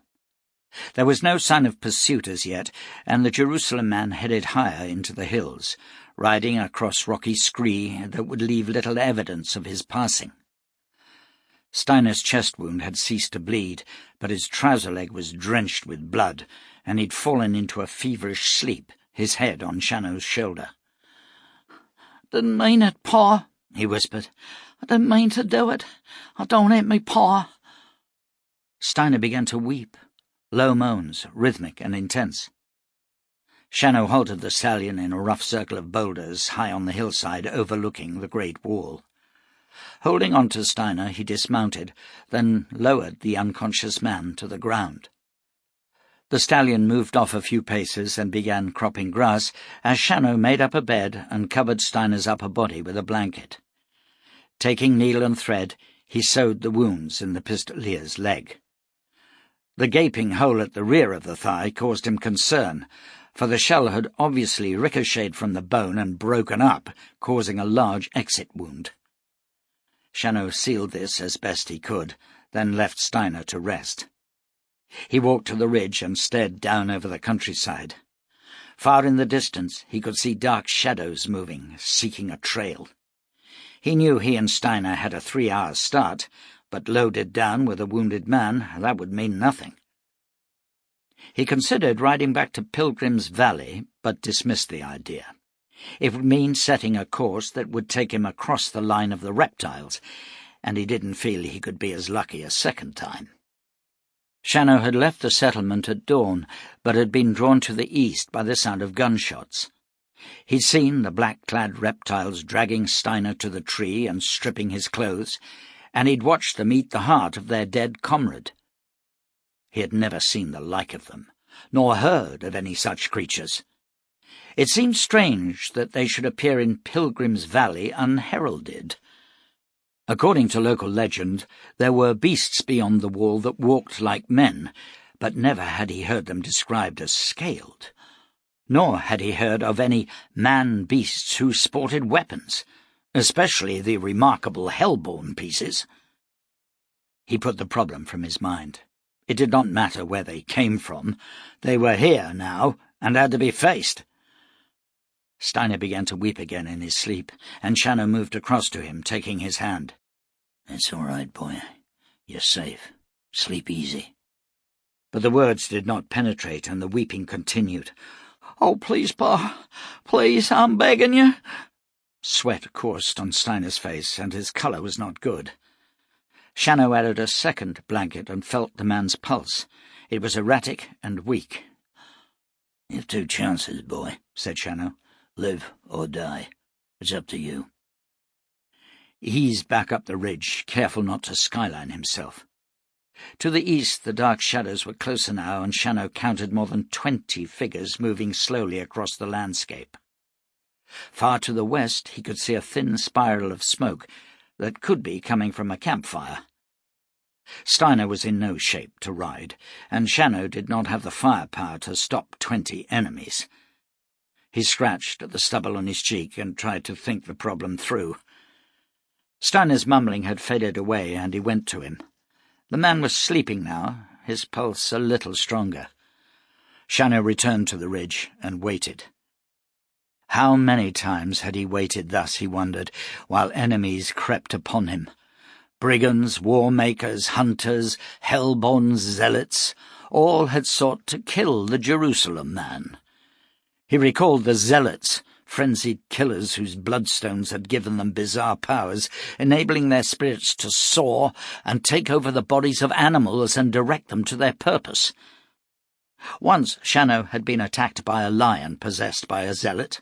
He had fallen from a high cliff and almost drowned in a torrent. Then there were the Guardians, with their terrible weapons recreated from the between days, guns that fired hundreds of times per minute, screaming shells that could rip a man to pieces. But none had mastered the Jerusalem man. Pandaric, the ghost king of Atlantis, had told Shannow he was Royland, a special kind of warrior with a God-given sixth sense that warned him of danger. But even with Pandaric's aid, Shannow had almost died fighting the Guardian leader, Sorrento. How much longer could his luck hold? Luck, Shannow? He glanced at the sky in mute apology. A long time ago, when he was a child, a holy man had told him a story. It was about a man who came to the end of his days, and, looking back, he saw his footprints in the sands of his life, and beside him was a second set, which he knew to be God's. But when the man looked closely, he saw that in the times of his greatest trouble there was only a single set. The man looked at God and asked, "Why is it that you left me when my need was greatest?" And God replied, "I never left you, my son." And when the man asked, "Why, then, was there only one set of footprints?" God smiled and replied, "Because those were the times when I carried you." Shannow grinned, recalling the days in the old schoolhouse with his brother Daniel. Many were the stories told by Mr. Hillel, and always they were uplifting. The figures out on the plain were closer now. Shannow could make out the black armour on their chests and the grey, scaled skin of their wedge-shaped faces. He eased himself back from the ridge and tethered the stallion to a rock, then took his spare pistols from the saddlebag and thrust them into his belt. Returning to the ridge, he studied the slope before him, estimating distances between cover and choosing the best fields of fire. He wished Batik was here. The giant Hellborn was a warrior born, fearless and deadly. Together they'd fought their way through a vast stone fortress to free a friend. Batik had journeyed into the city of New Babylon to rescue Donna Tabard and fought the devil himself. Shannow needed him now. The leading dagger had found the scent and was waving the others forward. They gathered in a tight bunch some 200 yards away, then loped towards the ridge. Shannow drew his hellborn pistols and cocked them. Just then a group of 4 horsemen appeared, coming from the west. They saw the reptiles and reined in, more curious than afraid. One of the reptiles fired, and a man lurched in the saddle. As the other 3 returned the fire, Shannow took the opportunity to roll over the ridge and run to a large boulder halfway down the slope. The shooting continued for several seconds, and he saw a horse go down, the rider lying flat, shielded by the body. The man had a rifle and was coolly sending shot after shot into the reptiles. 5 of them were down, and the rest began to run for cover. Shannow stepped out into their path with his pistols blazing. 2 were swept from their feet. A third fell clutching his throat. The shock of his sudden attack was too much for them, and the survivors turned and ran back over the plain, their speed incredible. Shannow waited for several seconds, watching the bodies. One of the downed reptiles suddenly rolled, bringing up a pistol. Shannow shot him in the head. Then he walked out to the riders. 2 men were dead, a third wounded. The 4th man stood cradling his rifle in his arms. He was sandy-haired, with a wide, friendly face and narrow eyes. Shannow recognized him as one of the riders who had been present when he repossessed his horse. "Very grateful for your assistance, Shannow," said the man, holding out his hand. "My friends call me Bull." Glad to meet you, Bull, said Shannow, ignoring the hand. You arrived at the right time. That's a matter of opinion, the rider answered, looking down at his dead comrades. The wounded man was sitting up, clutching his shoulder and cursing. There's another wounded man up on the ridge, said Shannow. I suggest you ride into Pilgrim's Valley and have a wagon sent. I'll do that, but looks like there's a storm brewing. I should get him to Fry McAdam's cabin. We finished it yesterday, and at least he'll be under cover and in a bed. Bull gave Shannow directions. Then he and the wounded man rode off towards the north.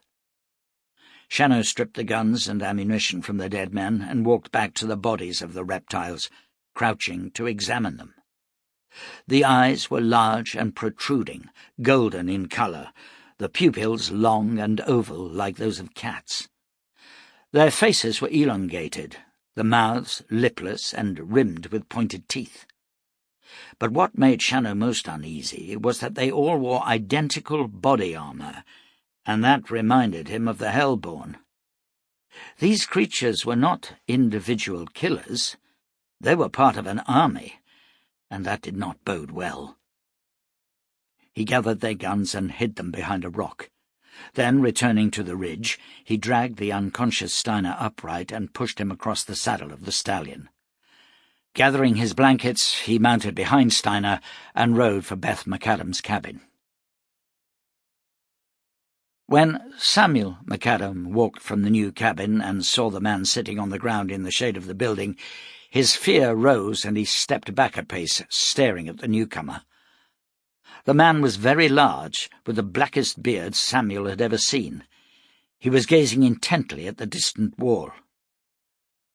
"It is a hot day," the man observed, without turning round. Samuel said nothing. "I am not a man to fear, child. I carry no weapon, and I am merely sitting here, enjoying the breeze before moving on." The voice was low, deep, and reassuring, but Beth McAdam's son had been warned many times about trusting strangers. "Some," Beth had told him, "look fair but feel foul. Others look foul and are foul. Treat 'em all the same. Keep away from 'em." But this was difficult, for the man was sitting virtually in the doorway of their house. He had not come in, though, thought Samuel, which at least showed he had good manners.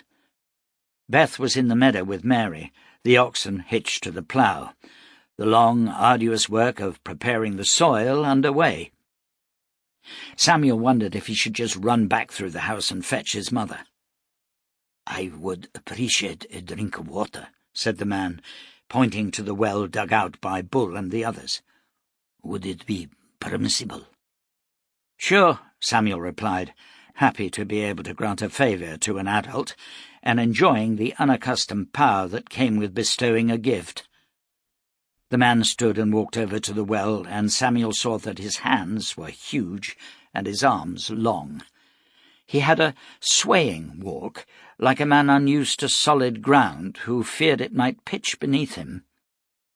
He dropped the bucket into the well and hauled it up with ease, dipping the long-handled ladle into it and drinking deeply. Then he walked back slowly and sat watching Samuel. "I have a son of your age," he said. "His name is Japheth. He has golden hair, and he, too, is forbidden to talk with strangers. Is your father home?" "He died and went to heaven," Samuel told him. "God wanted him." "Then he must be happy. My name is Nu. Is your mother here?" "She's working, and she won't want to be disturbed, especially not by no man. She can get awful angry, Mynheer Nu." "I understand that. In my short time here I have discovered this to be a violent world. It is pleasant, however, to meet so many people who know of God and his works." "Are you a preacher?" asked Samuel, squatting down with his back to the wall. "I am, after a fashion. I am a shipbuilder, but I am also an elder of the lore of one, and I preach in the temple. Or rather, I did. Do you know about heaven? Samuel asked, his blue eyes wide. I know a little, though, thankfully, I have not yet been called there. How do you know my dad is happy? Maybe he don't like it there. Maybe he misses us. He can see you, said Nu, and he knows the Great One, God, is looking after you. He always wanted a fine house, said the boy. Do they have fine houses there? Nu settled back and did not notice the blonde woman who moved slowly through the house with a large pistol in her hand. She halted in the shadow of the doorway, listening. When I was a child, I wondered that, and I went to the temple teacher. He told me that the houses of heaven are very special. He says there was a rich woman once who had been very devout, but not very loving to her neighbors. She prayed a lot, but never thought of being kind to others. She died and went to paradise. When she arrived there, she was met by an angel who said he would take her to her new home. They walked near great palaces of marble and gold. "Will I live here?" she asked. "No," the angel replied. They went further to a street of fine houses of stone and cedar wood, but they passed these by, too. At last they came to a street of small houses. "Will I live here?" she asked. "No," replied the angel. They walked on until they came to an ugly piece of ground by a river.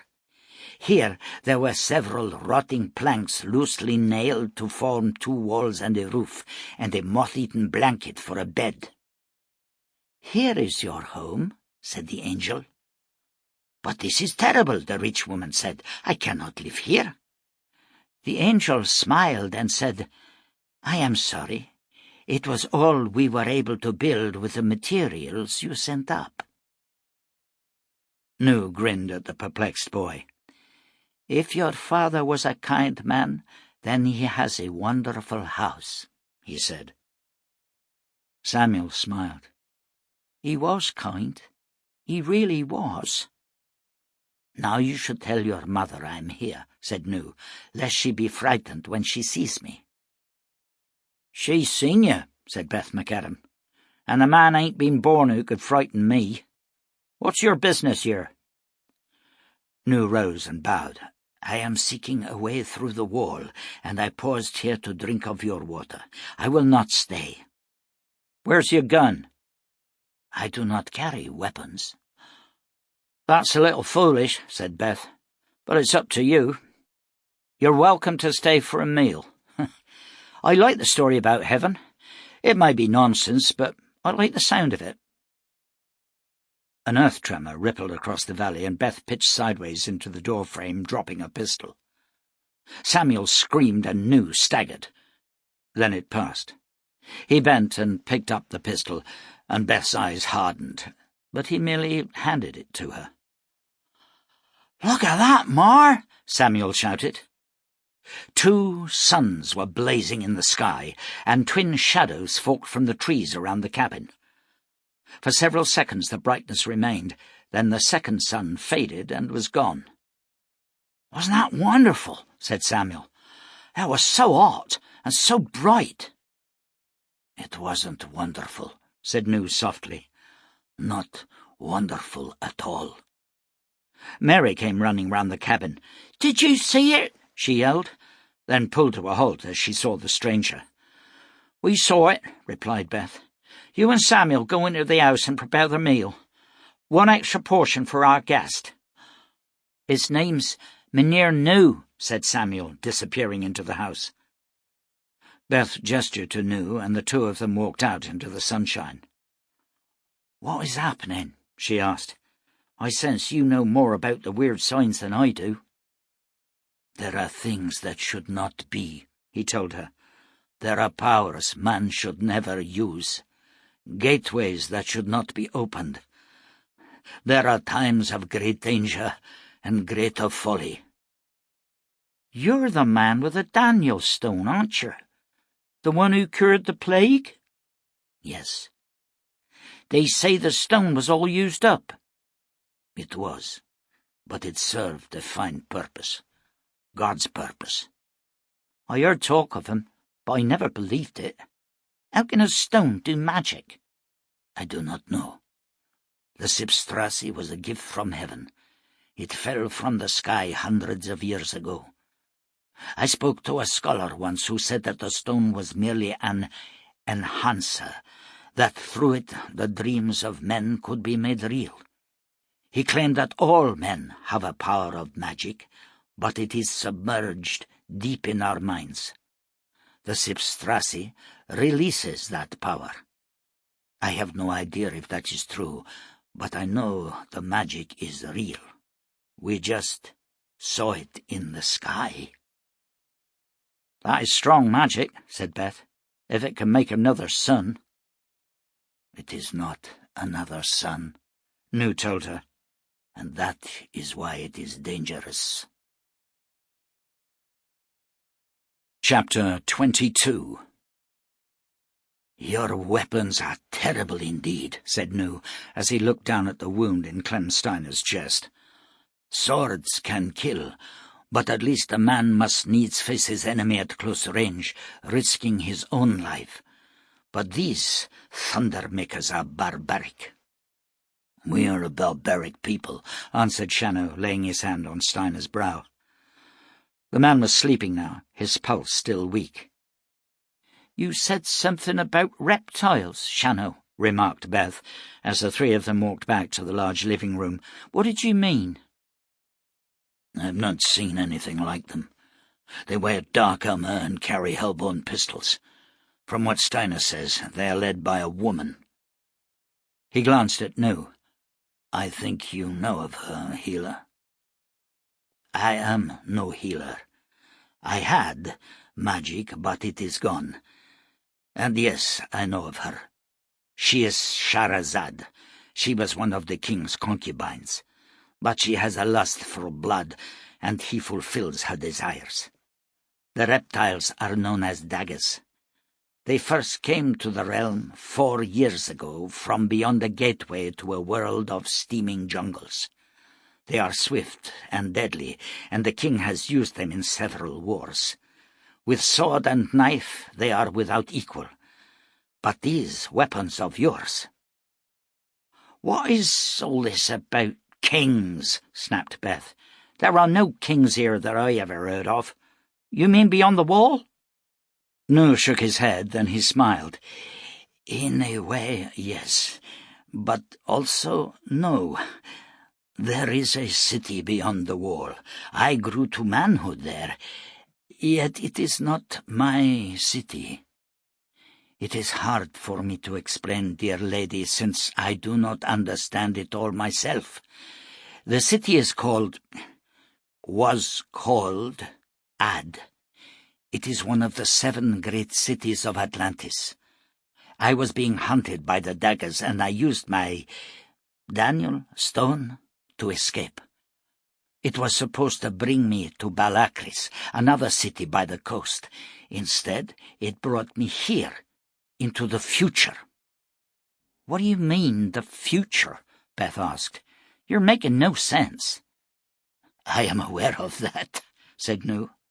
But when I left Ad, the city was bordered by the sea, and great triremes sailed on the bays. Yet here the city is landlocked, the statues worn away. That happened, Shannow told him softly, when the seas swallowed Atlantis 12,000 years ago. Nu nodded. I guessed that. The Lord has granted me a vision of just such an upheaval. I am glad, however, that some understanding of our world survived. How did you hear of it? I've seen Balakris, said Shannow. It is a ruined shell, but the buildings survived. And once I met a man called Samuel Archer, who told me of the first fall of the world. But tell me, how many of the daggers are there? I do not know exactly, but there are several legions. Perhaps 5,000, perhaps less. Shannow wandered to a window, looking out over the night. I don't know how many are here, he said, but I have a bad feeling. I shall stay outside and keep watch. I'm sorry to bring trouble to your home, Beth, but I think you will be safer with me here. You're welcome here, John. You do what you have to do, and I'll see to Steiner. If he lasts the night, he has a chance. Shannow took some dried meat and fruit and walked out onto the hillside beyond the cabin, where he sat beneath a spreading pine and scanned the dark horizon. Somewhere out there the demons were gathering, and a golden-haired woman was dreaming of blood. He shivered and pulled his coat tight around him. Nu joined him at midnight, and the two men sat in comfortable silence beneath the stars. "Why were they hunting you?" asked Shannow at last. "I preached against the king. I warned the people, or I tried to, that a great doom was about to befall. They did not listen. The king's conquests have led to a great swelling of the treasuries. People are richer now than ever before."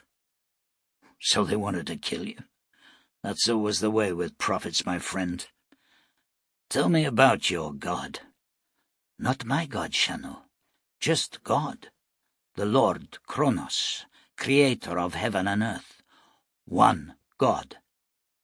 And you, what do you believe?" For an hour or more the two men discussed their faiths, and were delighted to find great similarities between the two religions. Shannow liked the big shipbuilder, and listened as he talked of his family, his gentle wife, Pashad, and his sons, of the ships he had built and the voyages he had sailed. But when Nu asked about Shannow and his life, the Jerusalem man merely smiled and returned to questions about Atlantis and the distant past. "I would like to read your Bible," said Nu. "Would that be permissible?" "Of course. I'm surprised that the ancients of Atlantis speak our language." "I'm not sure that we do, Shannow. When I first came here I could not understand a word of it, but when I touched the stone to the brow of a woman in need of healing, all the words became clear inside my head." He chuckled. "Perhaps when I return I will not be able to speak the language of my fathers." "Return? You say your world is about to fall. Why would you go back?" "Pashad is there. I cannot leave her." "But you might go back merely to die with her." "What would you do, Shannow?" "I will go back," he replied without hesitation. "But then I've always been considered less than sane." Nu clapped his hand on Shannow's shoulder. "Not insanity, Shannow. Love, the greatest gift God can bestow. Where will you go from here?" "South, across the wall. There are signs there in the sky. I'd like to see them." "What sort of signs?" "The sword of God is there, floating in the clouds. Perhaps Jerusalem is close by." Nu fell silent for a while. Then, "I will travel with you. I too must see these signs." It is said to be a land of great peril. How will it help you to return home? I have no idea, my friend, but the Lord has commanded me to find the sword, and I do not question his will. I can lend you a gun or two. I do not need one. If the Lord has marked me for death, I will die. Your thundermakers will not alter the situation. That is too fatalistic for me, Nu, Shannow told him. Trust in God, but keep your pistols cocked. I've found he likes a man who stays ready. Does he talk to you, Shannow? Do you hear his voice? No, but I see him in the prairies and on the mountains. I feel his presence in the night breezes. I see his glory in the dawn. We are lucky men, you and I. I spent 50 years learning the 1,000 names of God known to man, and another 30 absorbing the 999 names known to the prophets. One day I will know the 1,000 that are sung only by angels. But all this knowledge is as nothing compared with the sense of knowing you describe. Few men experience it. I pity those who do not. A shadow flickered out in the valley, and Shannow held up his hand for silence. He watched for several minutes, but saw nothing further. "I think you should go inside, Nu. I need to be alone." "Have I offended you?" "Not at all, but I need to concentrate to feel the presence of my enemies. I need all my strength, Nu, and that only happens when I am alone. If you cannot sleep, take one of my Bibles from the saddlebag by the door. I will see you come the dawn." When the man had gone, Shannow stood and moved silently into the trees. The shadow could have been a wolf or a dog, a fox or a badger, but equally it could be a dagger. Shannow loosened the guns in their scabbards and waited. Shannow remained alert until an hour before sunrise. Then his feeling of unease drifted away, his muscles relaxing. He put his back to a broad pine and slept. Beth McAdam walked out into the early morning light and gazed at the sky.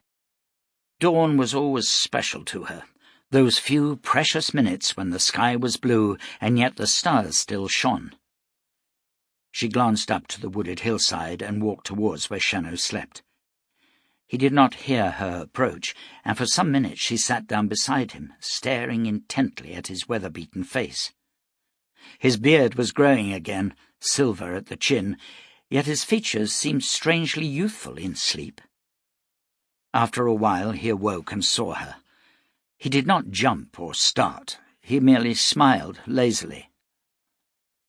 "They were out there," he said, "but they passed us by." She nodded. "You look rested. How long did you sleep?" He glanced at the sky. "Less than an hour. I do not need much. I've been having curious dreams. I see myself trapped within a crystal dome in a huge cross that hangs in the sky. I'm wearing a leather helmet, and there is a voice in my ear. It is someone called Tower, giving me directions, but I cannot escape or move." He took a deep breath and stretched. "Are the children still asleep?" "Yes, in each other's arms." "And Steiner?" "His pulse is stronger, but he's not yet awake." "Do you believe, Nu, that he came from the past?" "I believe him, Beth. The Daniel stones are incredibly powerful. I once stood on the wreck of a ship beached on a mountain, but by the power of a great stone it sailed again. They can give a man immortality, cure any disease. Once I ate a honey cake that had been a rock. A Daniel stone reshaped it. I think there is nothing such power cannot achieve." "Tell me about it." Shannow told her about the Hellborn and their crazed leader, Abaddon, then about the Guardians of the Past and the rebirth of the Titanic. And finally he spoke of the Mother Stone, the colossal Sipstrassi meteorite that had been corrupted by blood and sacrifice. "So there are 2 coins of stones," she said. "No, just one. Sipstrassi is the pure power, but the more it is used, the sooner it fades. If fed with blood, it swells again, but it can no longer heal or make food. Also, it affects the mind of the user, bringing with it a lust for pain and violence. The Hellborn all had bloodstones, but their power was drained during the war." "How did you survive, John Shannow, against such odds?" He smiled and pointed to the sky. "Who knows? I ask myself that question often, not just about the Hellborn zealots, but about all the perils I have faced. Much is timing, more is luck or the will of God. But I've seen strong men cut down by enemies, or disease, or accident. When I was young, I had another name. I was John Cade. I met a town tamer called Very Shannow, who taught me about people and the ways of evil men. He could stand alone against a mob, and they would turn away from his eyes. But one day a young man, no more than a boy, walked up to him as he was having breakfast. "Pleased to meet you," he said, holding out his hand. Very took it. At the same time, the boy produced a pistol in his left hand and shot Very through the head.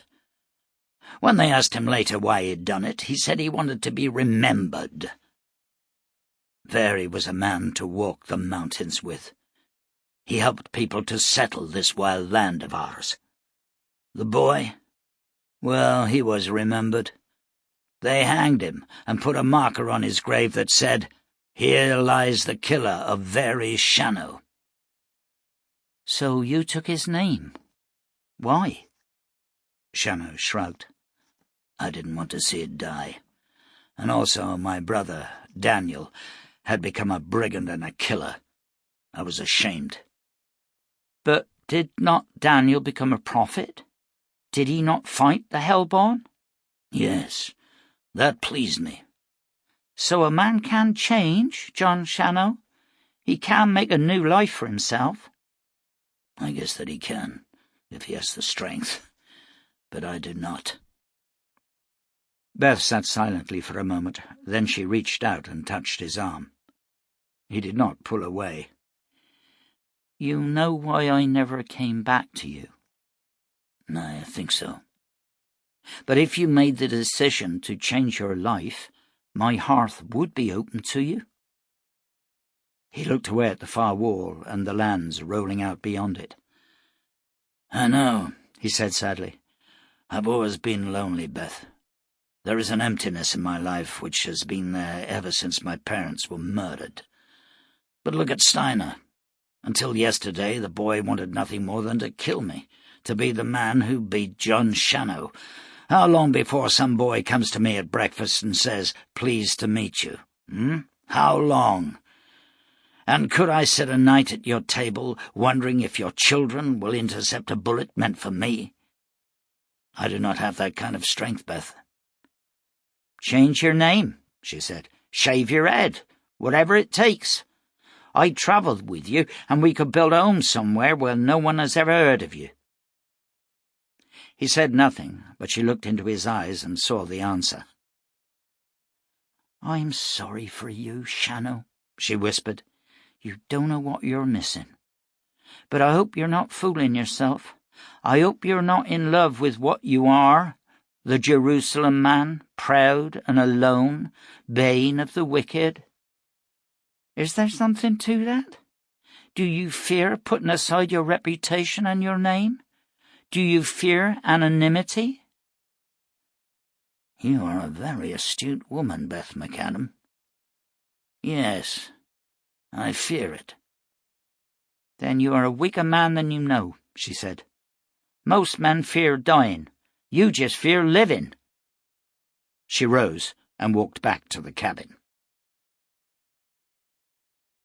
Chapter 23. Josiah Broom closed the front door of his small house and wandered along the street towards the Jolly Pilgrim. The sun was shining brightly, but Broom did not notice it. For days now he'd been seething over the departure of Beth McAdam and the hurtful, untrue words she had hurled at him like knives. How could she not see? Men like John Shannow were no help to civilization. Violence and despair followed him, giving birth to yet more of the same. Only men of reason could change the world.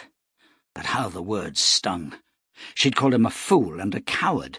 She'd blamed him for Fenner's death. Could you blame a man for a summer storm or a winter flood? It was so unfair. Yes, Fenner would still be alive if they'd walked into Webber's establishment and shot him down. But what would that have achieved? What would it have taught the youngsters of this community? That in certain situations murder was acceptable? He remembered Shannow shooting down the man in the street just after he had executed Webber. The man's name had been Lomax. He was a tough, arrogant man, but he'd helped the parson build his church, and he'd worked hard for Mynheer Scasey to support a wife and 2 children. Those children were now orphans, who would grow up knowing their father had been gunned down in the street to make a point. Who would blame them if they turned bad? But Beth McAdam did not see that. Broom crossed the street and heard the sounds of gunfire coming from the west. More troublemakers, he thought, swinging to see the cause of the disturbance.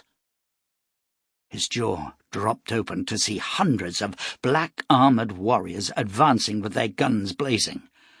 Men and women were running and screaming. A shell whistled past Broom, and he ducked instinctively and ran to an alley between two buildings. A man sprinted past. His chest exploded, and he fell face forward in the dirt.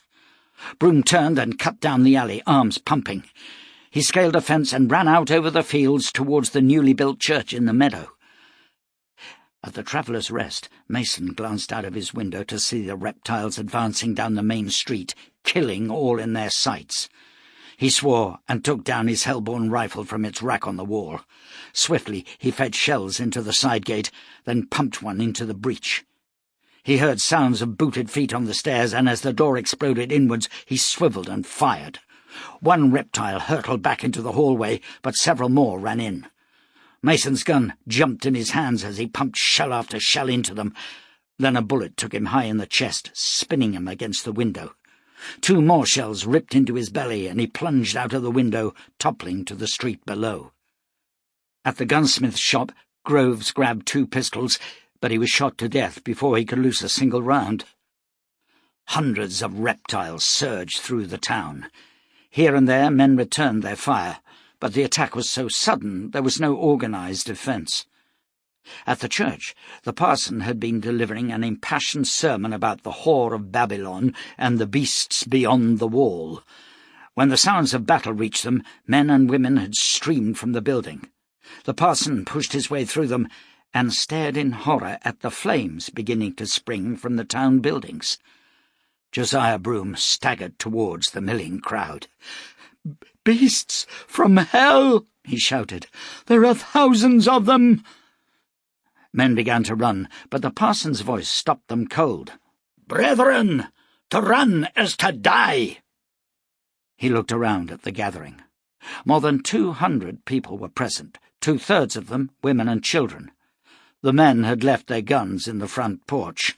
"Gather your weapons," he ordered. "Broom, you and Hendricks lead the women and children to the south. There are woods there. Find hiding places, and we will join you later. Go now!" He swung to the men who gathered rifles and pistols. "Follow me," he said, striding off towards the town. For a moment they hesitated. Then, one by one, they joined him. He stopped at the edge of the meadow where a shallow ditch had been built for drainage. "Line up here," he said, "and do not open fire until I give the word." The 56 men who had joined him settled down in the dirt, their weapons held before them. The parson stood, listening to the screams from the town. He would like to have charged in, bringing the vengeance of God on the killers, but he fought down the impulse and waited. A large group of daggers came into sight. Seeing the parson, they lifted their rifles, but just before they fired, he jumped down into the ditch, and the shots whistled harmlessly overhead. 20 of the reptiles ran across the open ground. "No!" yelled the parson. A ragged volley swept through them, and only one was left standing. The parson took up a pistol and shot the creature in the head. Scores more of the reptiles came surging through the alleyways. Glancing back, the parson could see Broom and Hendricks leading the women and children to safety, but they were not sufficiently clear to allow the defenders to withdraw. The reptiles charged. There were no screams from them, no terrible battle cries. They ran forward with incredible speed, firing as they came. 3 volleys smashed into their ranks, and the charge broke. "I'm out of ammunition," shouted one of the men in the ditch. Someone else passed him a handful of shells.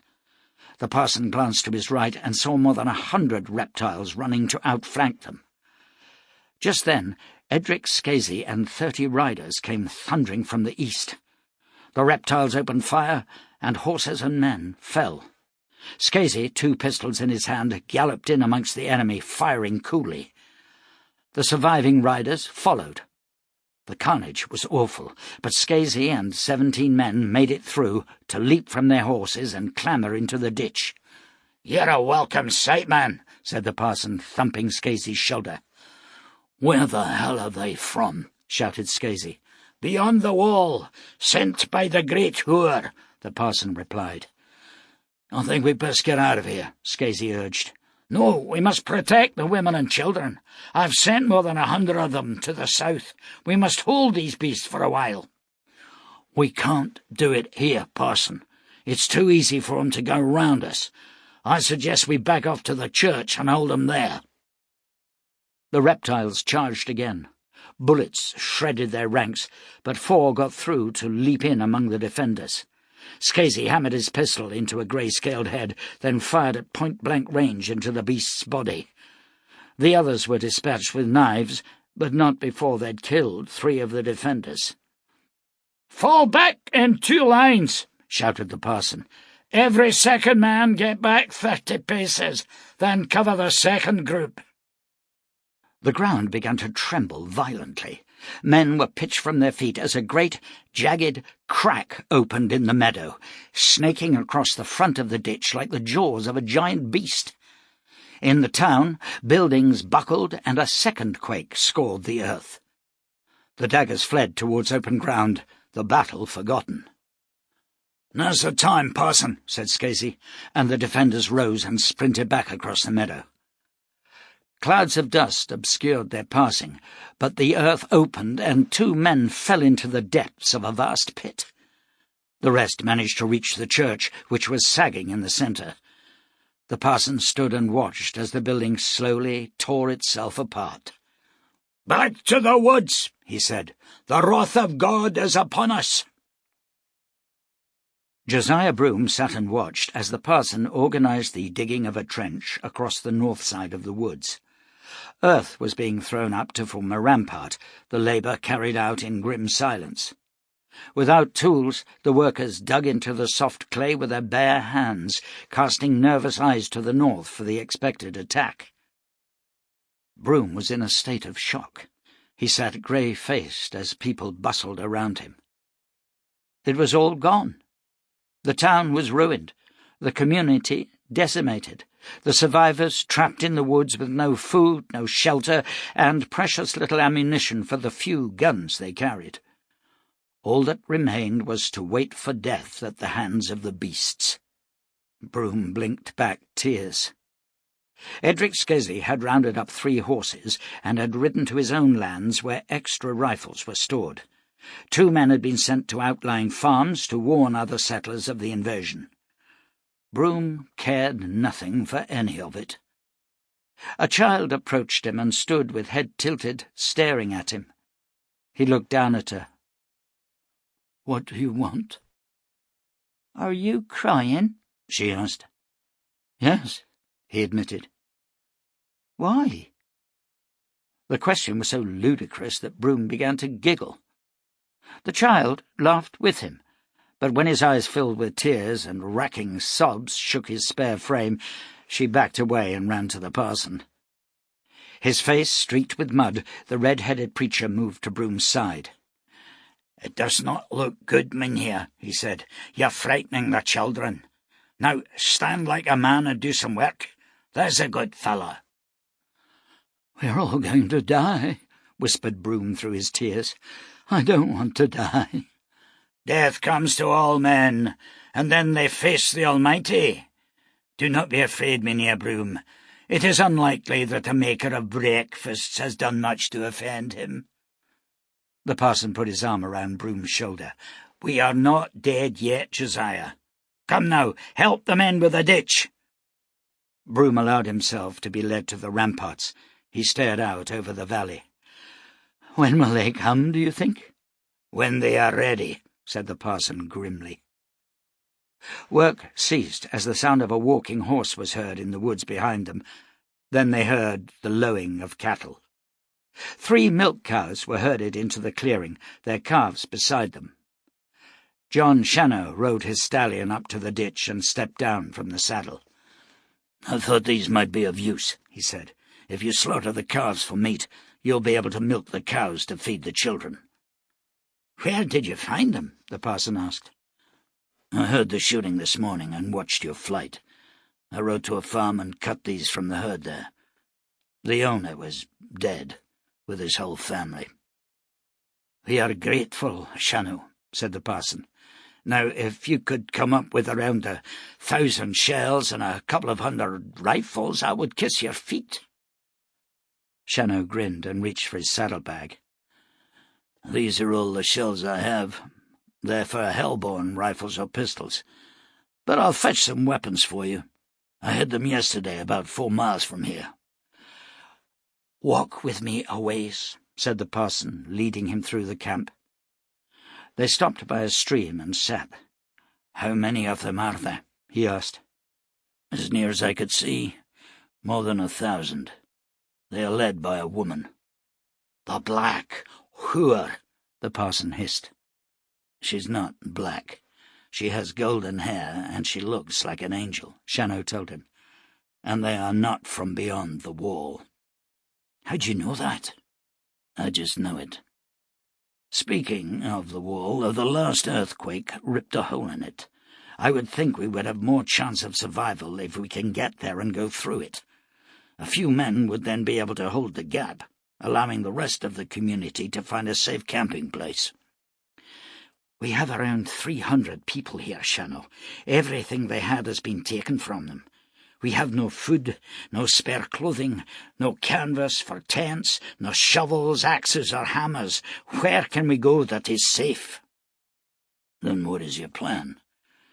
"Wait here, hit 'em hard, and pray for success." "I agree with the praying," said Shannow. "Look, parson, I don't know much about warfare on this scale, but I do know that we're not going to beat these reptiles by sitting and waiting for them. You say we need supplies? Axes, hammers, and the like? Then let's get them.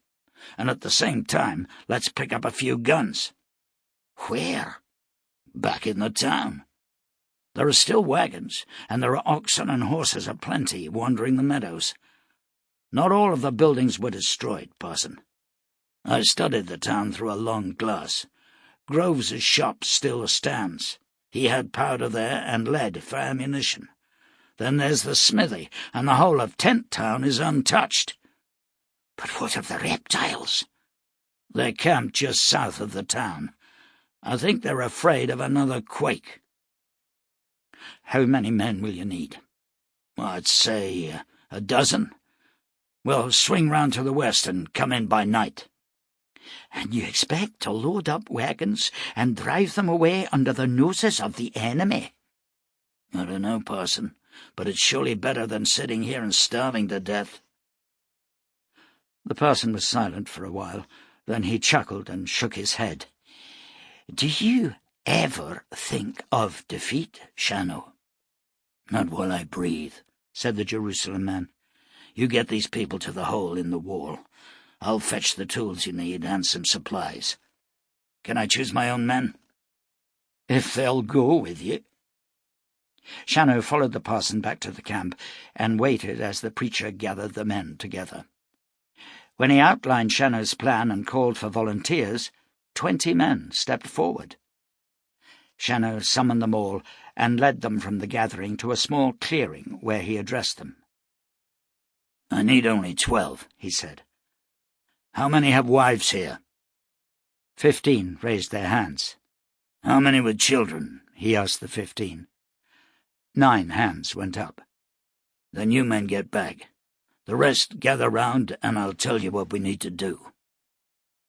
For over an hour, Shannow listed the kinds of supplies they would require and ways to obtain them. Some men offered good advice, others remained silent, taking it all in. Finally, Shannow gave them a warning. "No futile heroics. The most important thing is to get the supplies back. If you are attacked and you see friends in trouble, do not under any circumstances ride back to help. Now, you will not see me, but I will be close. You will hear a commotion in the enemy camp. That is when you will move." "What you gonna do, Shannow?" asked Bull. "I'm going to read to them from the book," said the Jerusalem man. Chapter 24. For 2 days, Creena had studied the fledgling pool analysing the crystal-clear water that flowed away beneath the cliffs to underground streams and rivers. She sat now in the shade of the Chaos Peak, a tall, spear-straight tower of jagged rocks and natural platforms from which the more reckless of the Diani men would dive. Shiran had climbed almost to a point just below the crest of the peak. He would have gone further had the crown of the rock not jutted from the column, creating an overhang no man could negotiate. His dive had been flawless, and Krina remembered him rising from the water with his dark hair gleaming, the light of triumph in his golden eyes. She pushed back the memory. There had to be something in the pool that had affected Shiran's genetic structure. To dive from such a height meant that he would have plunged deep into the water. Perhaps the problem was there. Krina closed her eyes and let her spirit flow over the rocks of the pool and down, down into the darker depths. She knew what she was seeking, some toxic legacy from the between times. Drums of chemical waste, nerve gases, plague germs. The betweeners had rarely given any thought to the future, dumping their hideous war-refined poisons into the depths of the ocean. One theory back at home base had been that the betweeners must have known their time was short.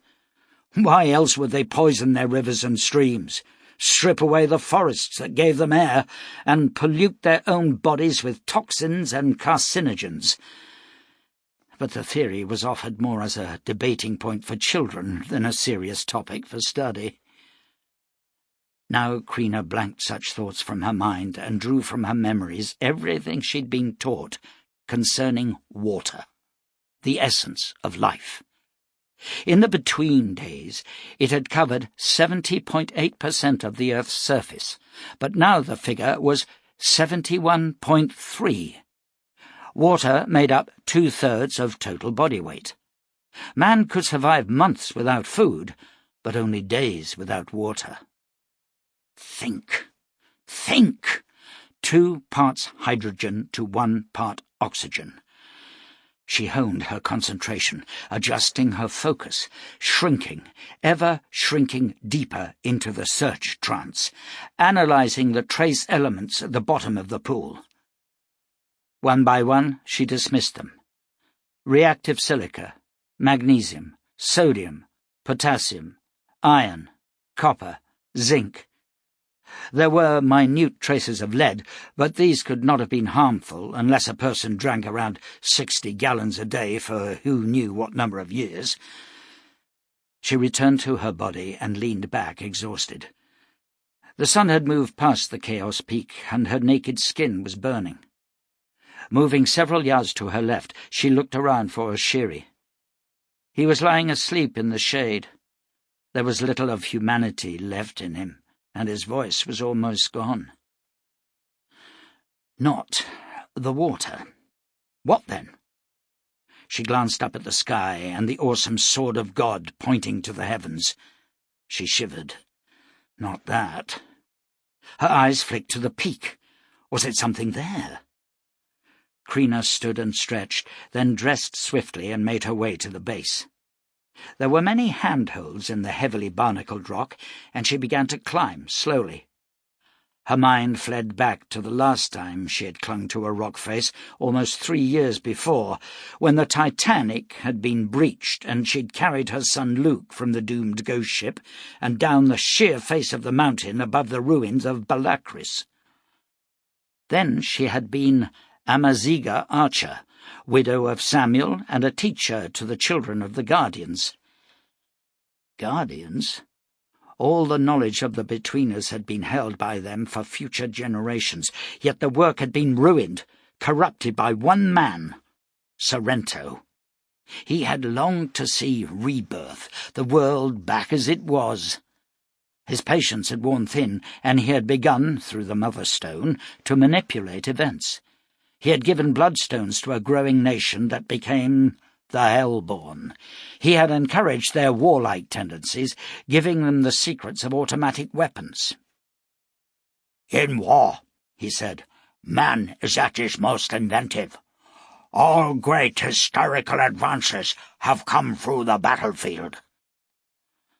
With the power of the Mother Stone, he had reassembled the wreck of the Titanic as it lay broken upon the mountainside over Atlantis. He had made it home base for the Guardians. But his doom had been sealed when the Hellborn took Donna Tabard as a blood sacrifice, for that alone had led the Jerusalem man to Balakris and the Titanic. Amaziga remembered that awful night when Sorrento used the Mother Stone to duplicate the first voyage. Though the ship remained on the mountain, those on board, under its glittering lights and beautiful saloons, could gaze out on a star-filled sky over a black and shining ocean. But Shannow had fought Sorrento in the subterranean cavern of the Mother Stone, killing him and sealing off the power of the stone. The Titanic had once more struck the iceberg, and a sorcerous sea filled the ship, destroying the Guardians and obliterating the knowledge of eons. And Amaziga had climbed down from the wreck and walked away without a backward glance. The Jerusalem man had come to her. "I'm sorry," he said. "I do not know if my actions were right, but they were just. I will lead you to a safe place." They had parted at a small town hundreds of miles to the north, and Amaziga had journeyed with her son to the lands of the Wall. She climbed higher and glanced down at the shimmering pool below. Her fingers were tired, and she hauled herself onto a ledge to rest. There was nothing harmful here that she could feel. "You are getting old," she told herself.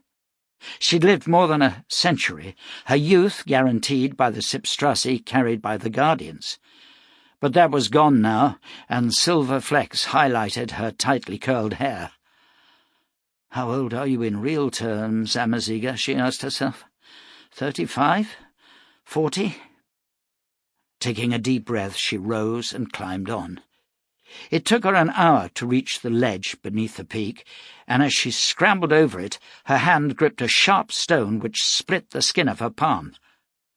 She cursed and sat with her back to the rock face, heart hammering. She could detect nothing baleful in the rock of the peak. The climb had been a waste of time, and had served only to bring her bitter memories and a painful wound. Settling herself down, preparing her body for the return journey, she thought of jumping to the pool far below, but dismissed the idea. She'd never been comfortable in the water. The sun bathed her, and she felt warm and curiously refreshed. Her pulse slowed. When she lifted her injured hand, ready to apply pressure to stop the bleeding, the cut had disappeared. She rubbed her fingers at the skin, but there was no mark. Reaching out, she picked up the stone with a serrated edge.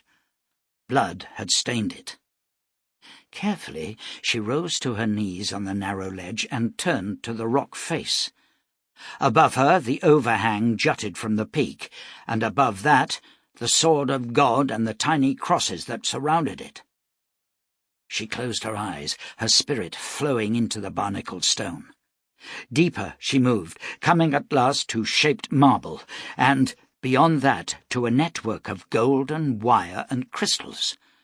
She followed the network up to a silver bowl, 6 feet in diameter. At the centre of this lay a huge Sipstrassi stone with golden threads inches wide. Her eyes snapped open.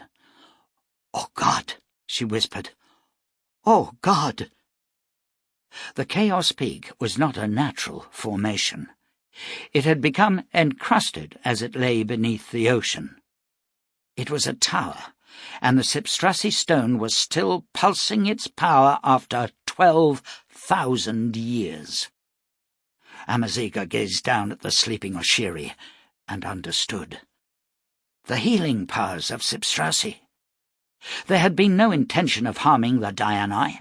The almost mechanical magic of the stone had bathed Shere and the others. It had repaired them, eliminating the promoter genes and the carefully wrought genetic engineering. It had returned them to a state of perfection. Dear God! Amaziga rose and pushed her back to the face, then stared down at Oshiri. Normally, a wielder would need to touch a stone to direct its powers, but with something of this size? Her concentration grew, and far below, Oshiri stirred in his sleep. Pain lanced him, and he roared, his great head snapping at unseen enemies. His body twisted, and he sank back, his new fur shrinking, his limbs straightening. Amaziga pictured him as she remembered him, holding the vision before her eyes. Finally she relaxed and gazed down at the naked young man lying asleep in the sunshine. Without a moment's hesitation, she stepped forward and dived, her lithe ebony frame falling like a spear to cleave the water below. She surfaced and swam to the edge, heaving herself up onto the rocks beside Oshiri. Removing her wet clothes, she let the sun dry her skin. Oshiri stirred and opened his golden eyes. "Is this a dream?" he asked. "No, this is the reality dreams are shaped of. You look so young and beautiful." "So do you," she told him, smiling. He sat up and gazed in wonder at his bronzed body. "Truly this is no dream? I am returned?" "Yes." Tell me everything." "Not yet," she whispered, stroking his face. "Not now, Oshiri. Not when I have just dived for you." Clutching her bloodstone to her breast, Shahrazad stepped through the gateway. Her mind swam, her vision blurred with colours more vivid than any she had seen in life. She held herself steady until the whirling movement before her eyes ceased.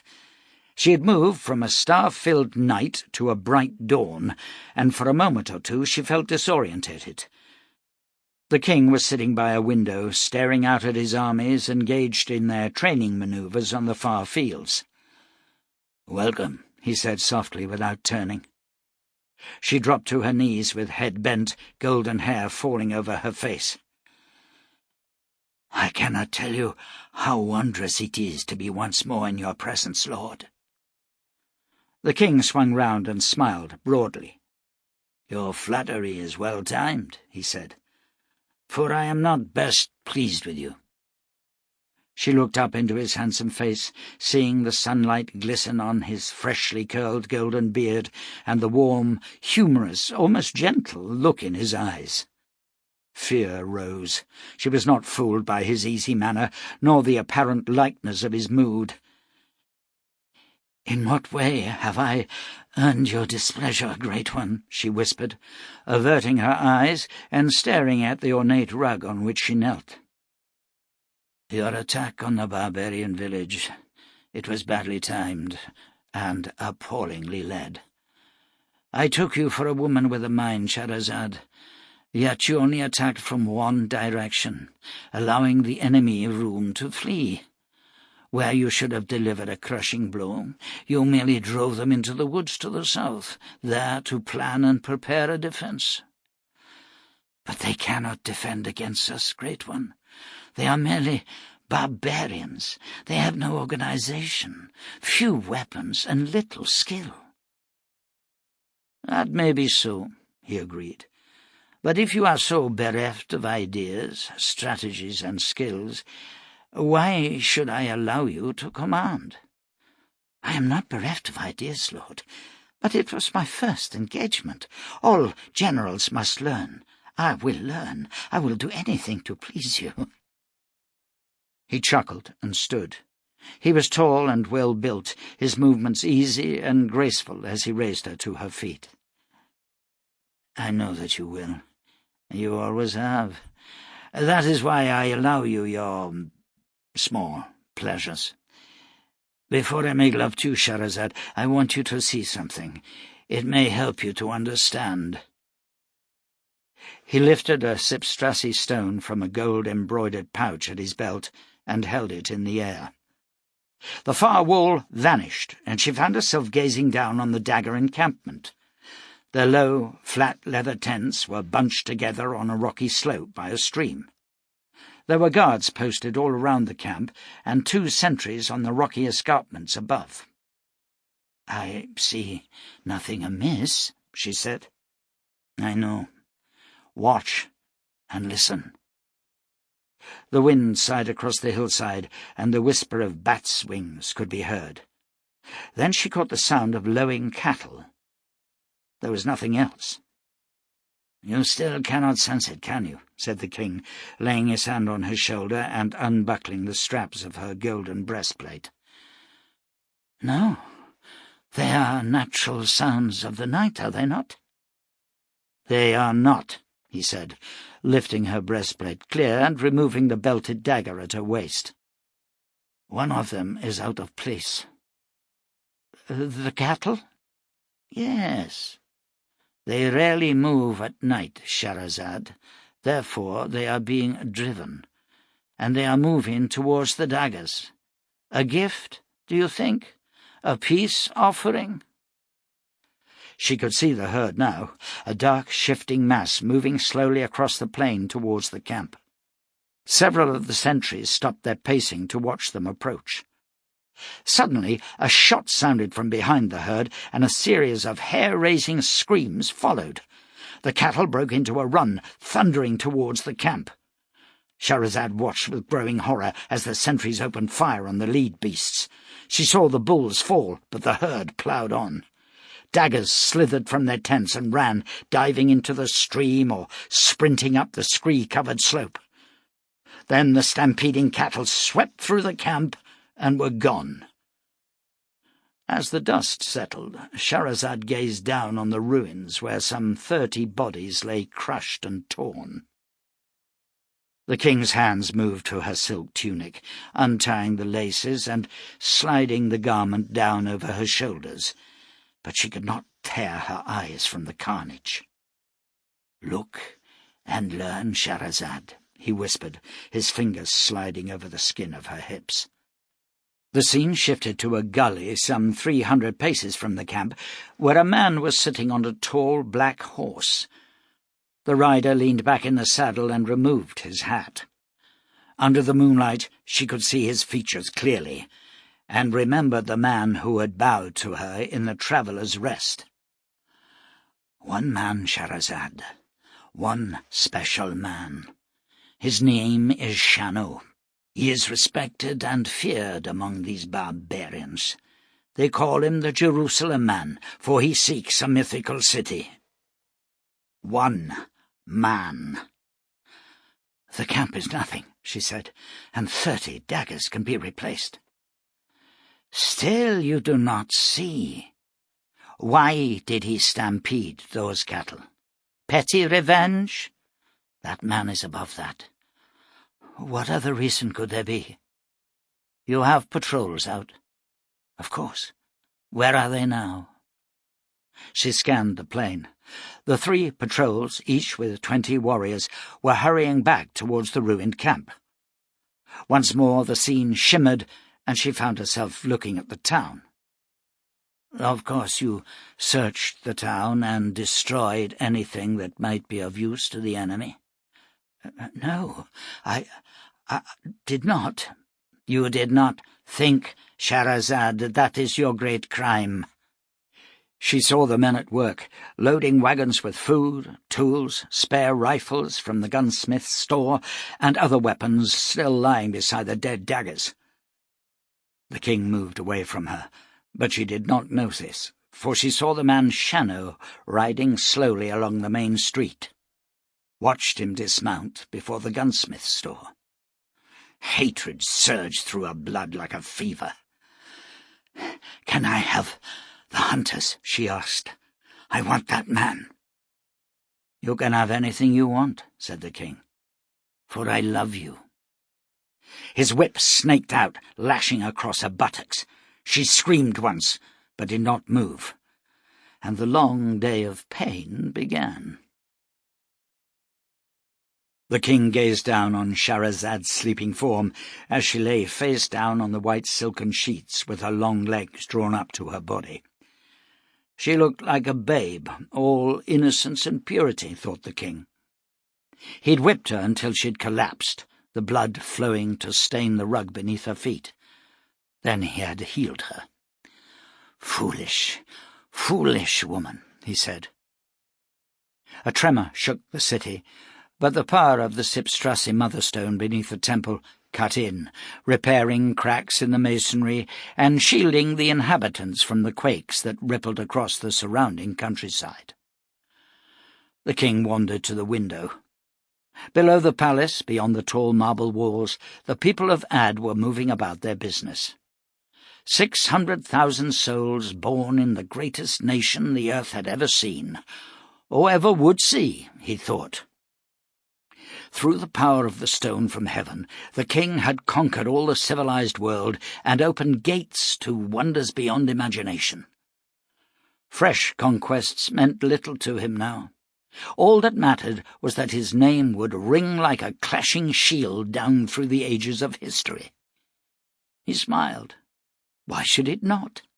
With Sipstrassi he was immortal, and therefore would be ever present when his continuing story was sung by the bards.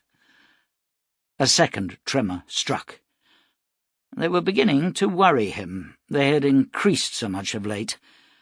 Clutching his stone, he closed his eyes and disappeared. He opened them to find himself standing in the same room overlooking an identical view.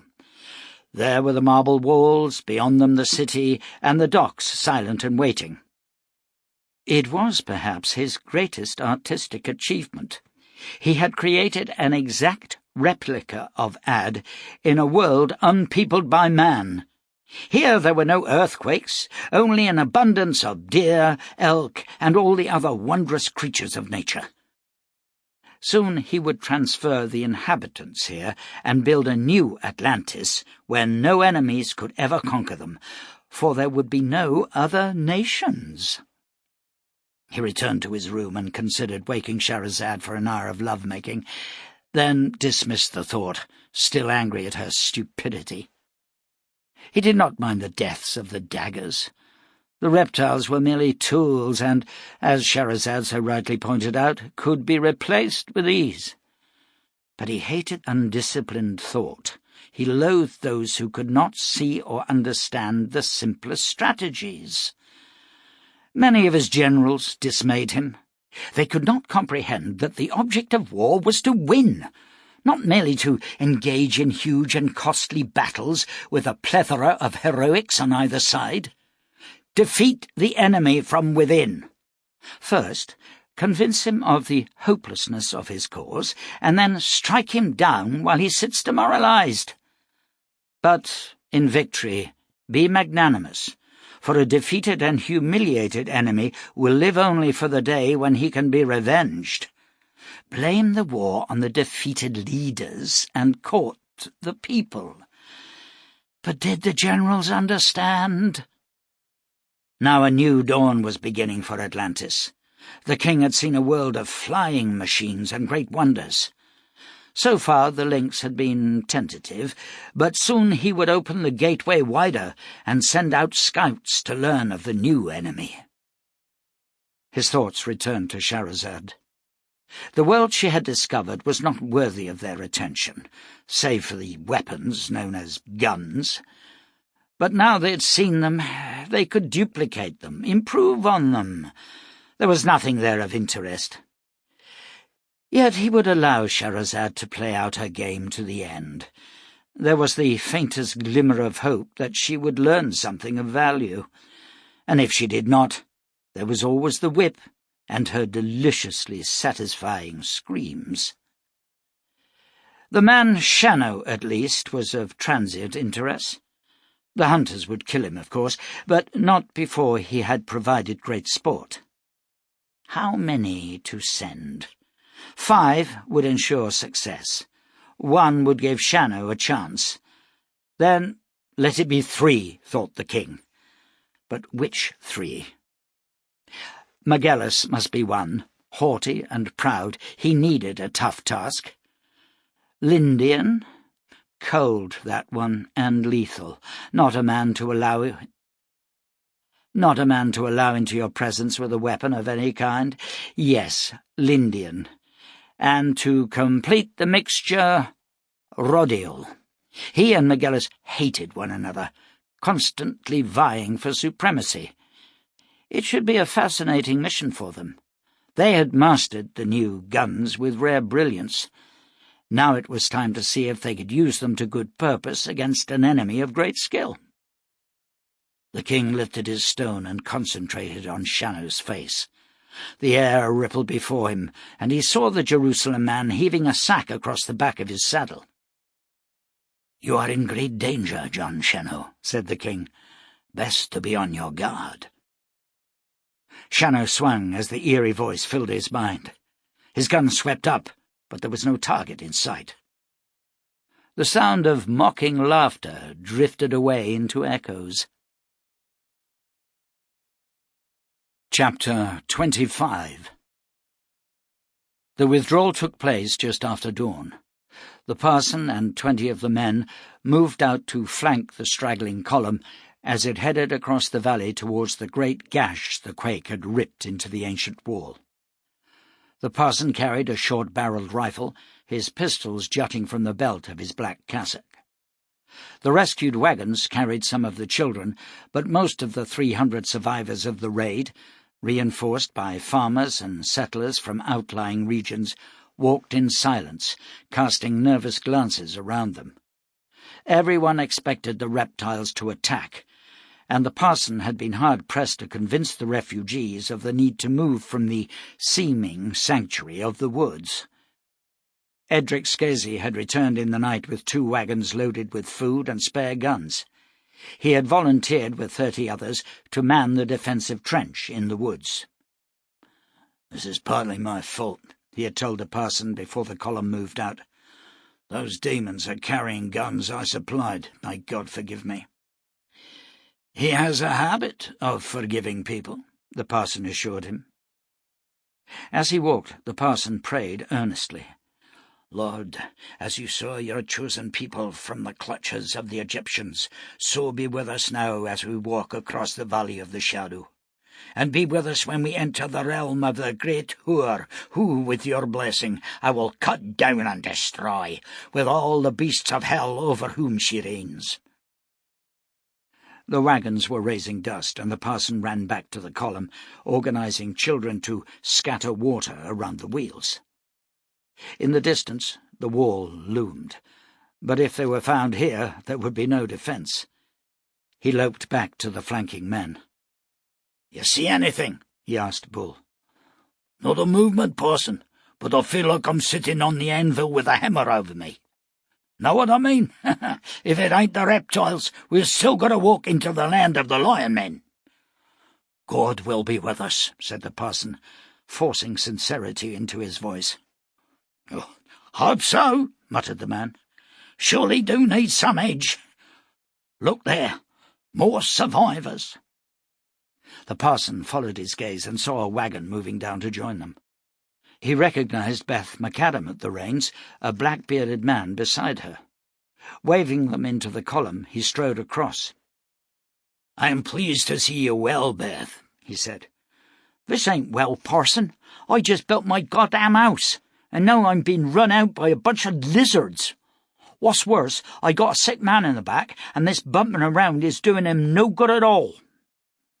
"Within a couple of hours, God willing, we should be behind the wall. Then we can defend ourselves." "Yeah, against the reptiles. What about the other beasts?" The parson shrugged. "As God wishes.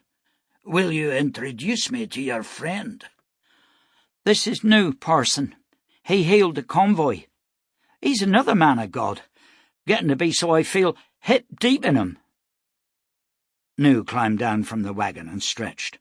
The parson offered his hand, which New shook, and the 2 men strolled together. "Are you new to this country, mynheer?" the parson asked. "Yes and no," replied New. "I was here a long time ago. Much has changed." "Do you know of the lands beyond the wall?" "Not much, I am afraid. There is a city there, a very old city. It used to be called Ad. There are temples and palaces. It is inhabited now by beasts of the devil, said the parson. Their evil keeps the sword of God trapped in the sky. It is my dream to destroy their evil and release the sword. No said nothing. He'd seen the city in his spirit surge, but there were no signs of beasts or demons. The two men walked together with the flanking gunmen, and soon the parson, tiring of the silence, moved away. Nu strode on, lost in thought. How, he wondered, could a man who professed to believe in the supreme power of God be so convinced that such an awesome power would need his help? Trapped in the sky? What kind of petty creature did this man believe God to be? The convoy moved slowly across the landscape. A horseman came galloping across the valley. The parson and his flankers ran to intercept him. The man was one of Scasey's riders. "Better move fast, parson," he said, leaning over the saddle of his lathered mount. "There's two groups of the creatures. One is moving on Mynheer Scasey in the woods. The second and largest is coming to intercept you. They're not far behind." The parson swung to gauge the distance to the wall. It was over a mile. "Ride in and get the wagons moving at speed. Tell everyone to run." The horseman dug his heels into the flanks of his weary horse and cantered down to the leading wagons. Whips cracked, and the oxen strained into the traces. The parson gathered his men. "We can't hold them," he said, "but we'll keep together at the rear of the convoy. When we see 'em, we can at least slow their advance. Let's go!" The morning sun blazed down on them as they ran into the dust cloud left by the fleeing convoy. As the mocking laughter faded, Shannow stepped into the saddle. He cast his eyes around the silent street. There in the dust by the traveller's rest lay Mason, his body riddled with bullet holes. Some yards to the left was Boris Haymut, who would now never find the answers to his questions. The crippled hostler lay in the street by the livery stable with an old shotgun in his hands. Elsewhere were the bodies of men, women, and children Shannow had never known in life. Yet all must have nurtured their own dreams and ambitions. He turned the stallion's head and rode out into the valley. He'd been lucky at the gunsmith's store. As he had hoped, Groves had made more of the hellborn shells, obviously planning on larger orders from Scasey. Shannow now had more than 100 bullets. He had also gathered a short rifle, 3 sacks of black powder, and sundry other items from the debris of the general store. As he rode, he thought back to the voice that had whispered in his mind, "Be on your guard." When in the last 2 decades had he not been on his guard or in peril? Neither the voice nor the implied threat worried him unduly. A man lived, a man died. What could frighten a man who understood these truths? For some time Shannow rode in sight of the wagons, but there was no pursuit, and he cut his trail at right angles and rode for the hills to the east. If the parson took his advice and moved his people, then the valley would become the place of greatest danger. Shannow rode warily, altering direction often, allowing no hidden observer to plot his path. The ground rose, and he guided the stallion up into the boulder-strewn hills, dismounting and tethering him. Then he lifted the sack and opened it, spreading the contents on the ground before him. There were 7 clay pots with narrow necks stopped with corks, 6 packets of small nails, and a coil of fuse wire. He filled each pot with black powder mixed with nails, tamping them down firmly. With a long nail, he pierced each of the corks and fed lengths of fuse wire into them. Satisfied with his handiwork, he returned the pots to the sack and sat down to wait. With his long glass he studied the valley below. In the far distance he saw the wagons reach the woods and later watched as the convoy began its slow progress towards the wall. For an hour he sat, and then the first of the daggers came into view, running towards the woods. Shannow focused the glass and watched the enemy closing in on the makeshift fortifications. Another movement caught his eye. Several hundred of the reptiles were running towards the south. A horseman cut across them and thundered away. Shannow stood and heaved the sack over the back of his saddle. Taking the reins, he mounted and steered the stallion through the trees towards the eastern slopes. Shielded by the hills, he rode at speed, ignoring the danger of potholes or rocks. The stallion was sure-footed and strong, and he loved to run. Twice Shannow was forced to duck under overhanging branches that would have swept him from the saddle, and once the stallion surged over a fallen tree. As the hills levelled out, Shannow swung his mount to the west into a shallow gully that led out onto the plain. Shots whistled by him, and he could see the reptiles closing fast as he leapt from the saddle, dragging the sack with him and pulling one of the pots clear. He struck a match and applied it to the fuse, which crackled and spat. Shannow heaved it over the gully edge and then lit another. The explosion was deafening, and red-hot nails screamed overhead. 3 more pots sailed into the advancing ranks of the daggers before Shannow grabbed the pommel of his saddle and vaulted to the stallion's back. Kicking the beast into a run, he headed him west, glancing back once to see the daggers regrouping. There were many bodies lying on the long grass, but many more were still standing. Shells came close, but the speed of the stallion soon carried the Jerusalem man out of range. Edric Scasey reloaded his rifle. The reptiles had charged the slopes just once, but the withering volley of fire from the defenders had scythed through their ranks. Now they were more cautious, creeping forward and waiting until the defenders skylined themselves. 11 men were down, and Scasey knew the position was hopeless. He was angry with himself. All of his dreams were ashes now, and all because of the gold supplied by the woman Shahrazad. She had first come to him 3 months before, claiming to be from a community far to the east. Could he get her weapons? Of course he could, if the price was right. And the gold was of spectacular quality. Now he was pinned down in a wood, his silver mine deserted, his town destroyed, the people who would have made him their leader decimated and scattered. He reared up and pumped 3 shots down the hill before dropping back behind the earthworks. A man to his left screamed and fell, a ghastly wound in his temple. "We'd best be thinking about leaving," said another man beside him. "Seems like a good time," Scasey agreed. Word was passed along the line, and the 18 survivors moved back from the ditch into the woods. Shots screamed into them from the trees, and Scasey dived for cover, his wide hat ripped from his head. He rolled into the bushes and sprinted off to the right as shells ricocheted from the trees around him. One struck the butt of his rifle, spinning it from his numbed hand, but he drew his pistol and ran on. A reptile reared up before him with a serrated dagger in its hand, but Scasey triggered the pistol point-blank and the creature fell. Hurdling the body, he ran on. Behind him came the screams of the dying. He looked back once to see the dark, scaled forms of the reptiles were giving chase. He loosed 2 shots in their direction, but hit nothing.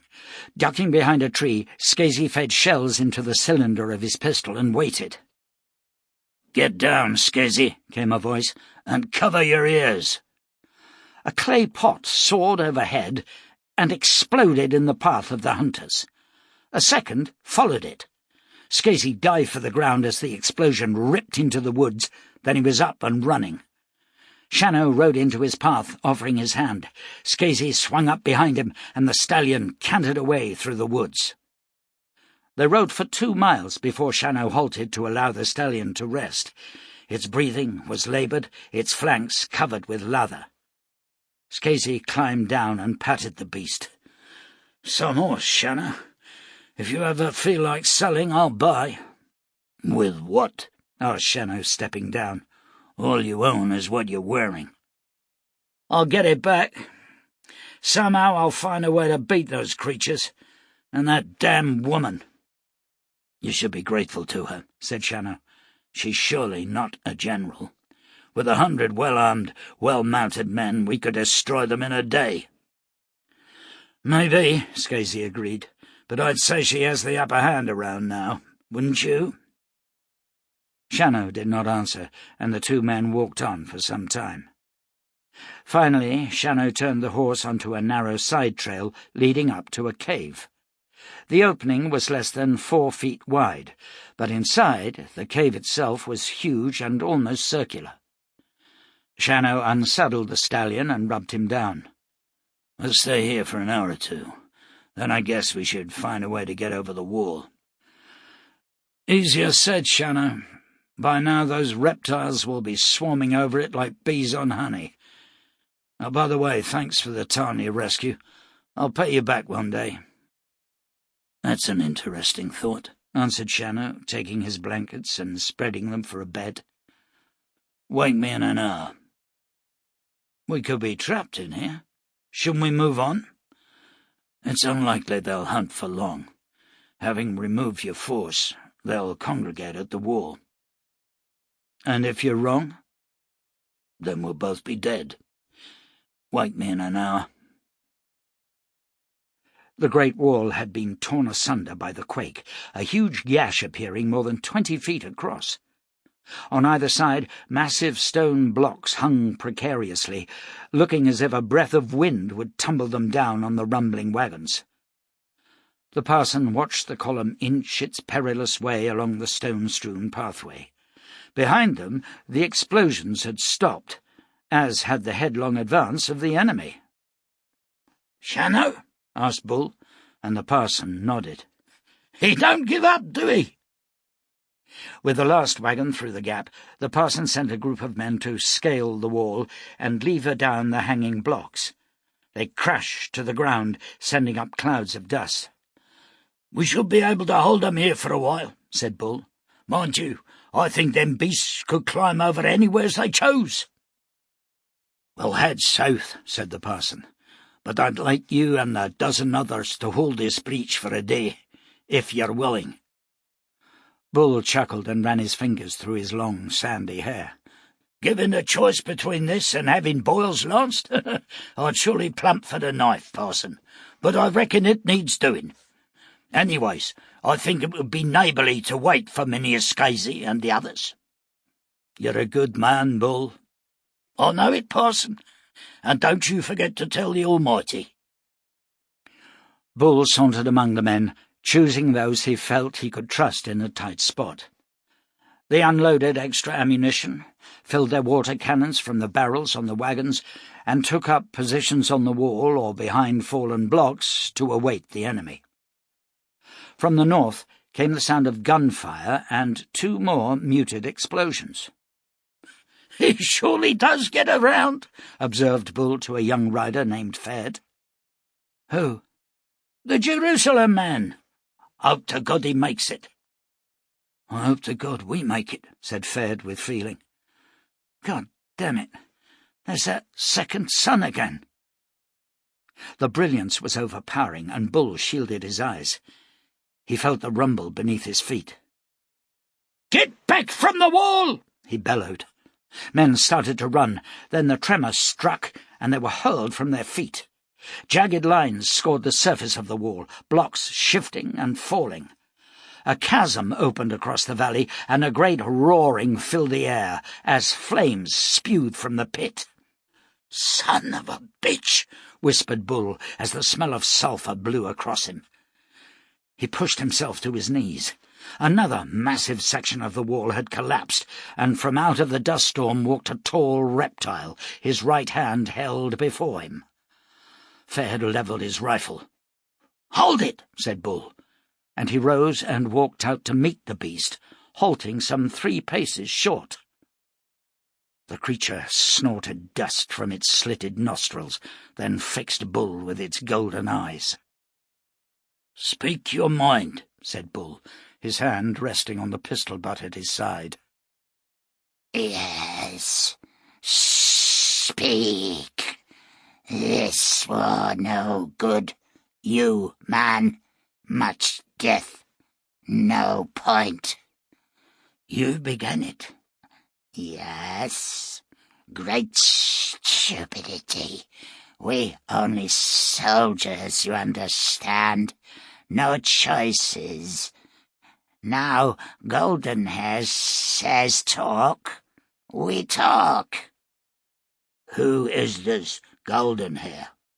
Shahrazad, leader.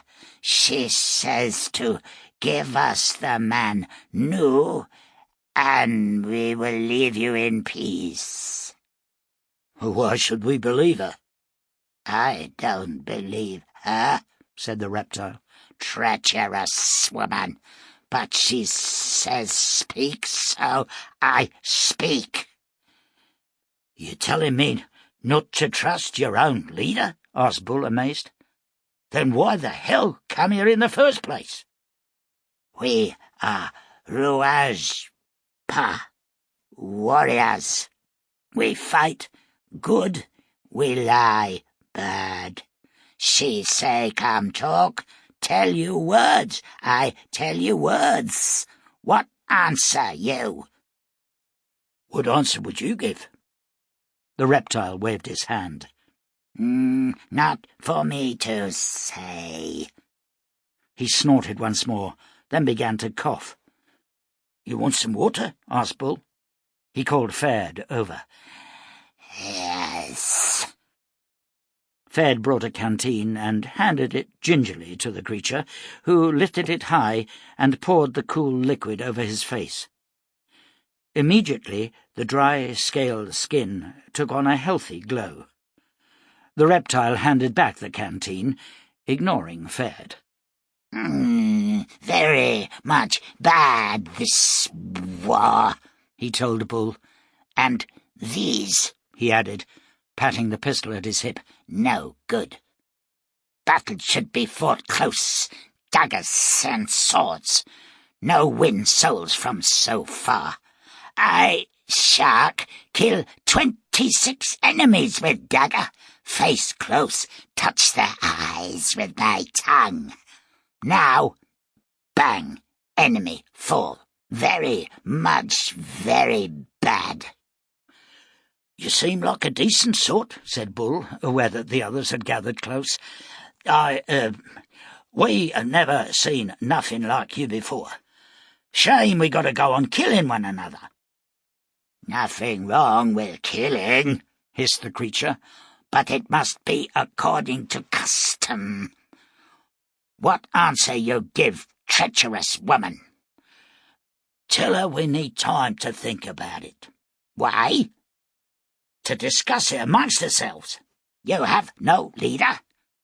What of the red-headed one in black, or the Death Rider? It's hard to explain. Our leaders need time to discuss it. Then maybe they'll say yes and maybe no. It should be no, said Shark. It would lack honor. Better to die than betray a friend. Yet I will take your words to Golden Hair. Water was good.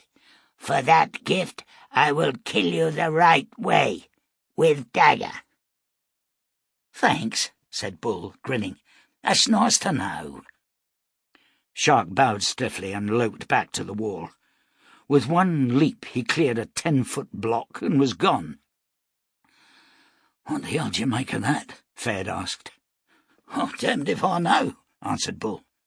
Seemed a reasonable, thing, didn't he?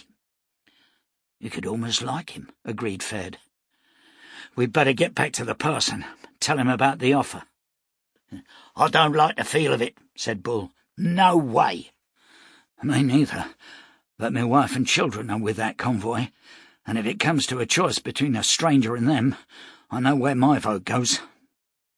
He saved you and your wife on the trail, Fed. You surely don't go too long on gratitude in your family. That was then. This is now, snapped Fed, swinging away. Chapter 26. The bodies of the 3 sacrificial victims were carried from the altars. The high priest lifted the 3 gleaming bloodstones and placed them in a golden bowl. By the spirit of Belial, by the blood of the innocent, by the law of the king, he chanted, let these tokens carry you to victory. The 3 men remained kneeling as the high priest brought the bowl to them. From his jewel-encrusted throne, the king watched the ceremony with little interest. He could see the giant Megellus and feel the warrior's discomfort as he knelt. The king smiled. Beside Megellus, the slender Lindian showed no expression. His grey eyes were hooded, his face a taut mask. On the extreme right, Rodiel waited with eyes closed, mind locked in prayer. All three looked like brothers with their snow-white hair and pale faces. The high priest gave them their stones, then blessed them with the horns of Belial. They rose smoothly and bowed to the king. He acknowledged their obeisance, gestured them to follow him, and strode to his rooms. Once there, he stood by the window and waited as the three warriors entered. Megellus was by far the largest, his black and silver tunic stretched by the enormous muscles of his shoulders and arms. Lindian looked almost boy-like beside him. Rodiel moved some paces to the right. "Come," invited the king. "Meet your enemy." He lifted his sipstrassi. The wall shimmered and disappeared, and they saw a man standing beside a tall black horse. Another man was sitting close by. "That is the victim you seek," said the king. "His name is Shannow." "He is old, sire," said Megellus. "Why are the hunters needed?" "Find him and see," the king told him. "But I do not want him killed from ambush or destroyed from distance. You will face him." "Is it a test, then, father?" asked Rodiel. "It is a test," the king agreed. "The man is a warrior, and I suspect he is, as you are, a Royland. His disadvantage is that he was not fed with sipstrassi strength while he was in the womb, nor tutored, as you have been, by the finest assassins in the Empire. Yet still he is a warrior." "Why 3 of us, Lord?" asked Lindian. "Would not 1 suffice?" "Most probably. But your enemy is a master of the new weapons. Perhaps you will acquire something from him. To that end, my reward will be great. The hunter who kills him will become satrap of the northern province of Acady. His companions will receive 6 talents of silver." The 3 warriors said nothing, but the king could see their minds working. No unity of purpose now, no combined plan. Each of them was plotting to defeat not only Shannow, but each other. "Are there no questions, my children?" "None, father," volunteered Megellus. "It will be as you say." "I will watch your progress with interest." The 3 having bowed and left the room, the king sealed the chamber with his stone and settled back on a silk-covered divan. The wall shimmered once more, and he gazed down on the land of the wall. At last Shahrazad had begun to think. She'd laid the seed of division within the enemy, and was moving her troops to encircle them. He looked further into the heavily wooded hills to the west of the refugees. Then he chuckled. "Oh, Shahrazad, if only I could tire of your beauty. Yet again you conspire to snatch defeat from the jaws of victory." He touched the stone and viewed the lands to the south. His body arched upright as he saw the distant city. As he stood, his pale eyes widening, his mouth was dry, and for the first time in decades a lance of fear smote him. "What demonic trickery is this?" he whispered aloud. Leaving the image shimmering, he summoned his astrologers. There were 4 men, all appearing to be in their middle 20s. "Look and tell me what you see," ordered the king. "It is the city of Ad," said the leader, Araxes. "Bring it closer, Majesty." "Yes, it is Ad. But see the way the statues are worn and the roadways buckle. Move further south, Lord. Find the tower." But there was no tower, only a barnacle-encrusted peak. For some time the Atlanteans stared at the sword of God. "It is baffling, my lord," said Araxes, "unless someone copied the city or—" "Speak," ordered the king. We could be looking at the city as it will one day be. Where is the sea? Where are the ships? The astrologers looked at one another. Show us nightfall, sire, on this world. The king touched his stone, and the astrologers grouped together to study the star-filled sky. We will return to the tower, Lord, said Araxes. We will study more closely and report back to you. By midday, Araxes. Meanwhile, send Serpiat to me. The king sat lost in thought, staring at the vision before him. He did not notice the arrival of the general, Serpiat. The man was squat and powerfully built, wearing golden armour and a jet-black cloak. Not good, sire, he observed, his voice rough and grating, to allow an armed man easy access to your chambers. What? Yes, you are right, my friend. I did not secure the chamber, but my mind was occupied with that, said the king, pointing to the distant city. Serpiat removed his black-plumed helm and approached the vision. He rubbed at his beard. Is it real? All too real. Araxes is returning here at midday, but when he left his face was white, his eyes frightened. It frightens me also. With the Tower Stone we have opened gates to other worlds and conquered them, but this is no other world, Serpiat. What have we done? I do not understand, sire. What is it you fear? I fear that, shouted the king. My city, I built it, but where is the ocean, and where am I? You are here. You are the king. Yes. Forgive me, Serpiat. Gather 10 legions. I want that city surrounded and taken. All its records. Everything. Capture its people. Question them. But this was to be Shahrazad's realm, was it not? Do I serve under her? Shahrazad is finished. The game is over. Do as I ask and prepare your men. I will open a wide gateway 3 days from now. The parson listened to the reports of his scouts. The Southland was wide and open. There was evidence of past cultivation, and an incredible number of lion tracks on the plain before the city. Several prides had been seen moving in the distance. To the east, he was told, there were other tracks, bigger, showing talon marks of prodigious size. "Did you see any beasts?" he asked the rider. "No, sir, nothing unnatural like.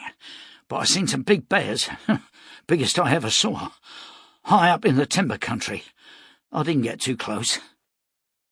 They had camped by a lake where the parson ordered trees to be felled and dragged to the lake's side, forming 3 perimeter walls.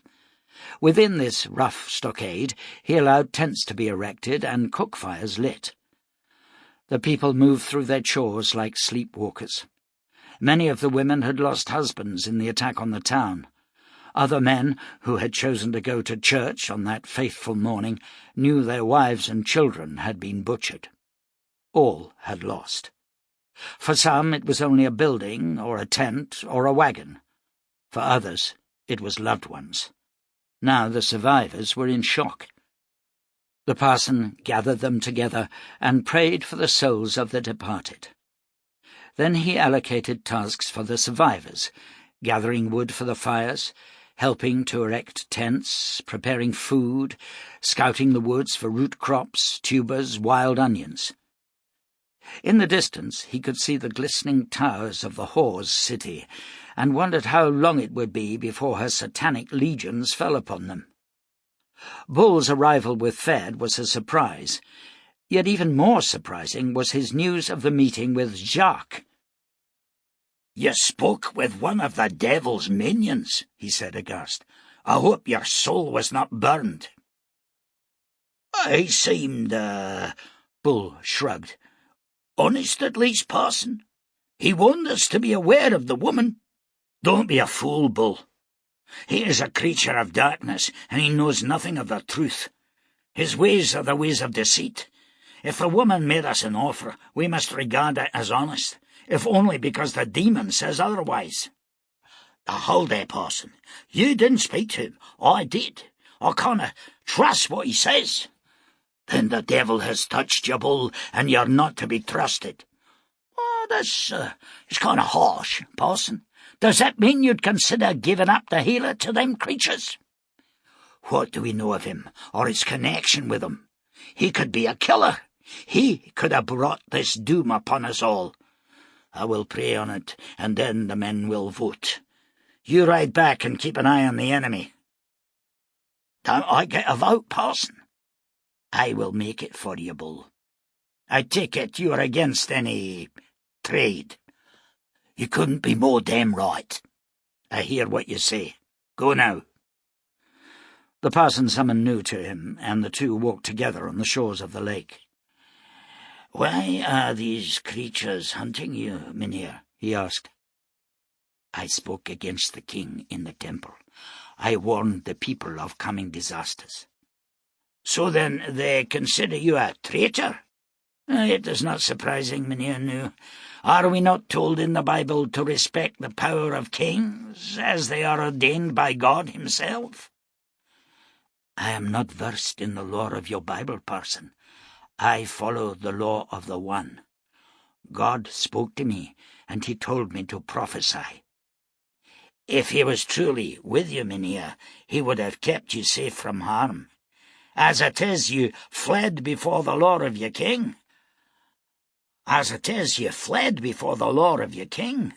No true prophet fears the way of kings. Elijah stood against Ahab, Moses against the Pharaohs, Jesus against the Romans." "I do not know of Jesus, but I read Shannow's Bible concerning Moses, and he did not run away to the desert before returning to save his people." "I will not bandy words with you, sir. Tonight the people will decide your fate." "My fate is in God's hands, Parson, not yours."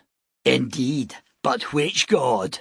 You know nothing of Jesus, the Son of God. You do not know the Bible. How can you be a man of God? Your deceit is colossal. But it does not fool me, for the Lord has given me the gift of discernment. You will not leave this campsite. I will give orders to see that if you attempt it, you will be confined in chains. Do you understand?" "I understand, only too well," New replied. As the sun set, the parson called the men together and began to address them. But Beth McAdam strode into the circle. "What do you want here, Beth?" the parson asked. "I want to hear the arguments, Parson. So do all the women here. Or did you think to exclude us from this meeting of yours?" "It is written that women should be silent at religious meetings, and it is not fitting that you should question holy law." "I don't question holy law, whatever the hell it might be, but 2/3 of the people here are women, and we got a point to make. Nobody lives my life or makes decisions for me, and I've sent the souls of men who've tried to hell. Now, you're deciding on the fate of a friend of mine, and by God, I'll have a say in it. We'll have a say in it." Beyond the circle, the women crowded in, and Martha stepped forward, her hair silver in the gathering dusk. "You weren't there on the trail, Parson," she said, "when Mynheer New healed all the people. He had him a Daniel stone, and we all know what one of them is worth. It could have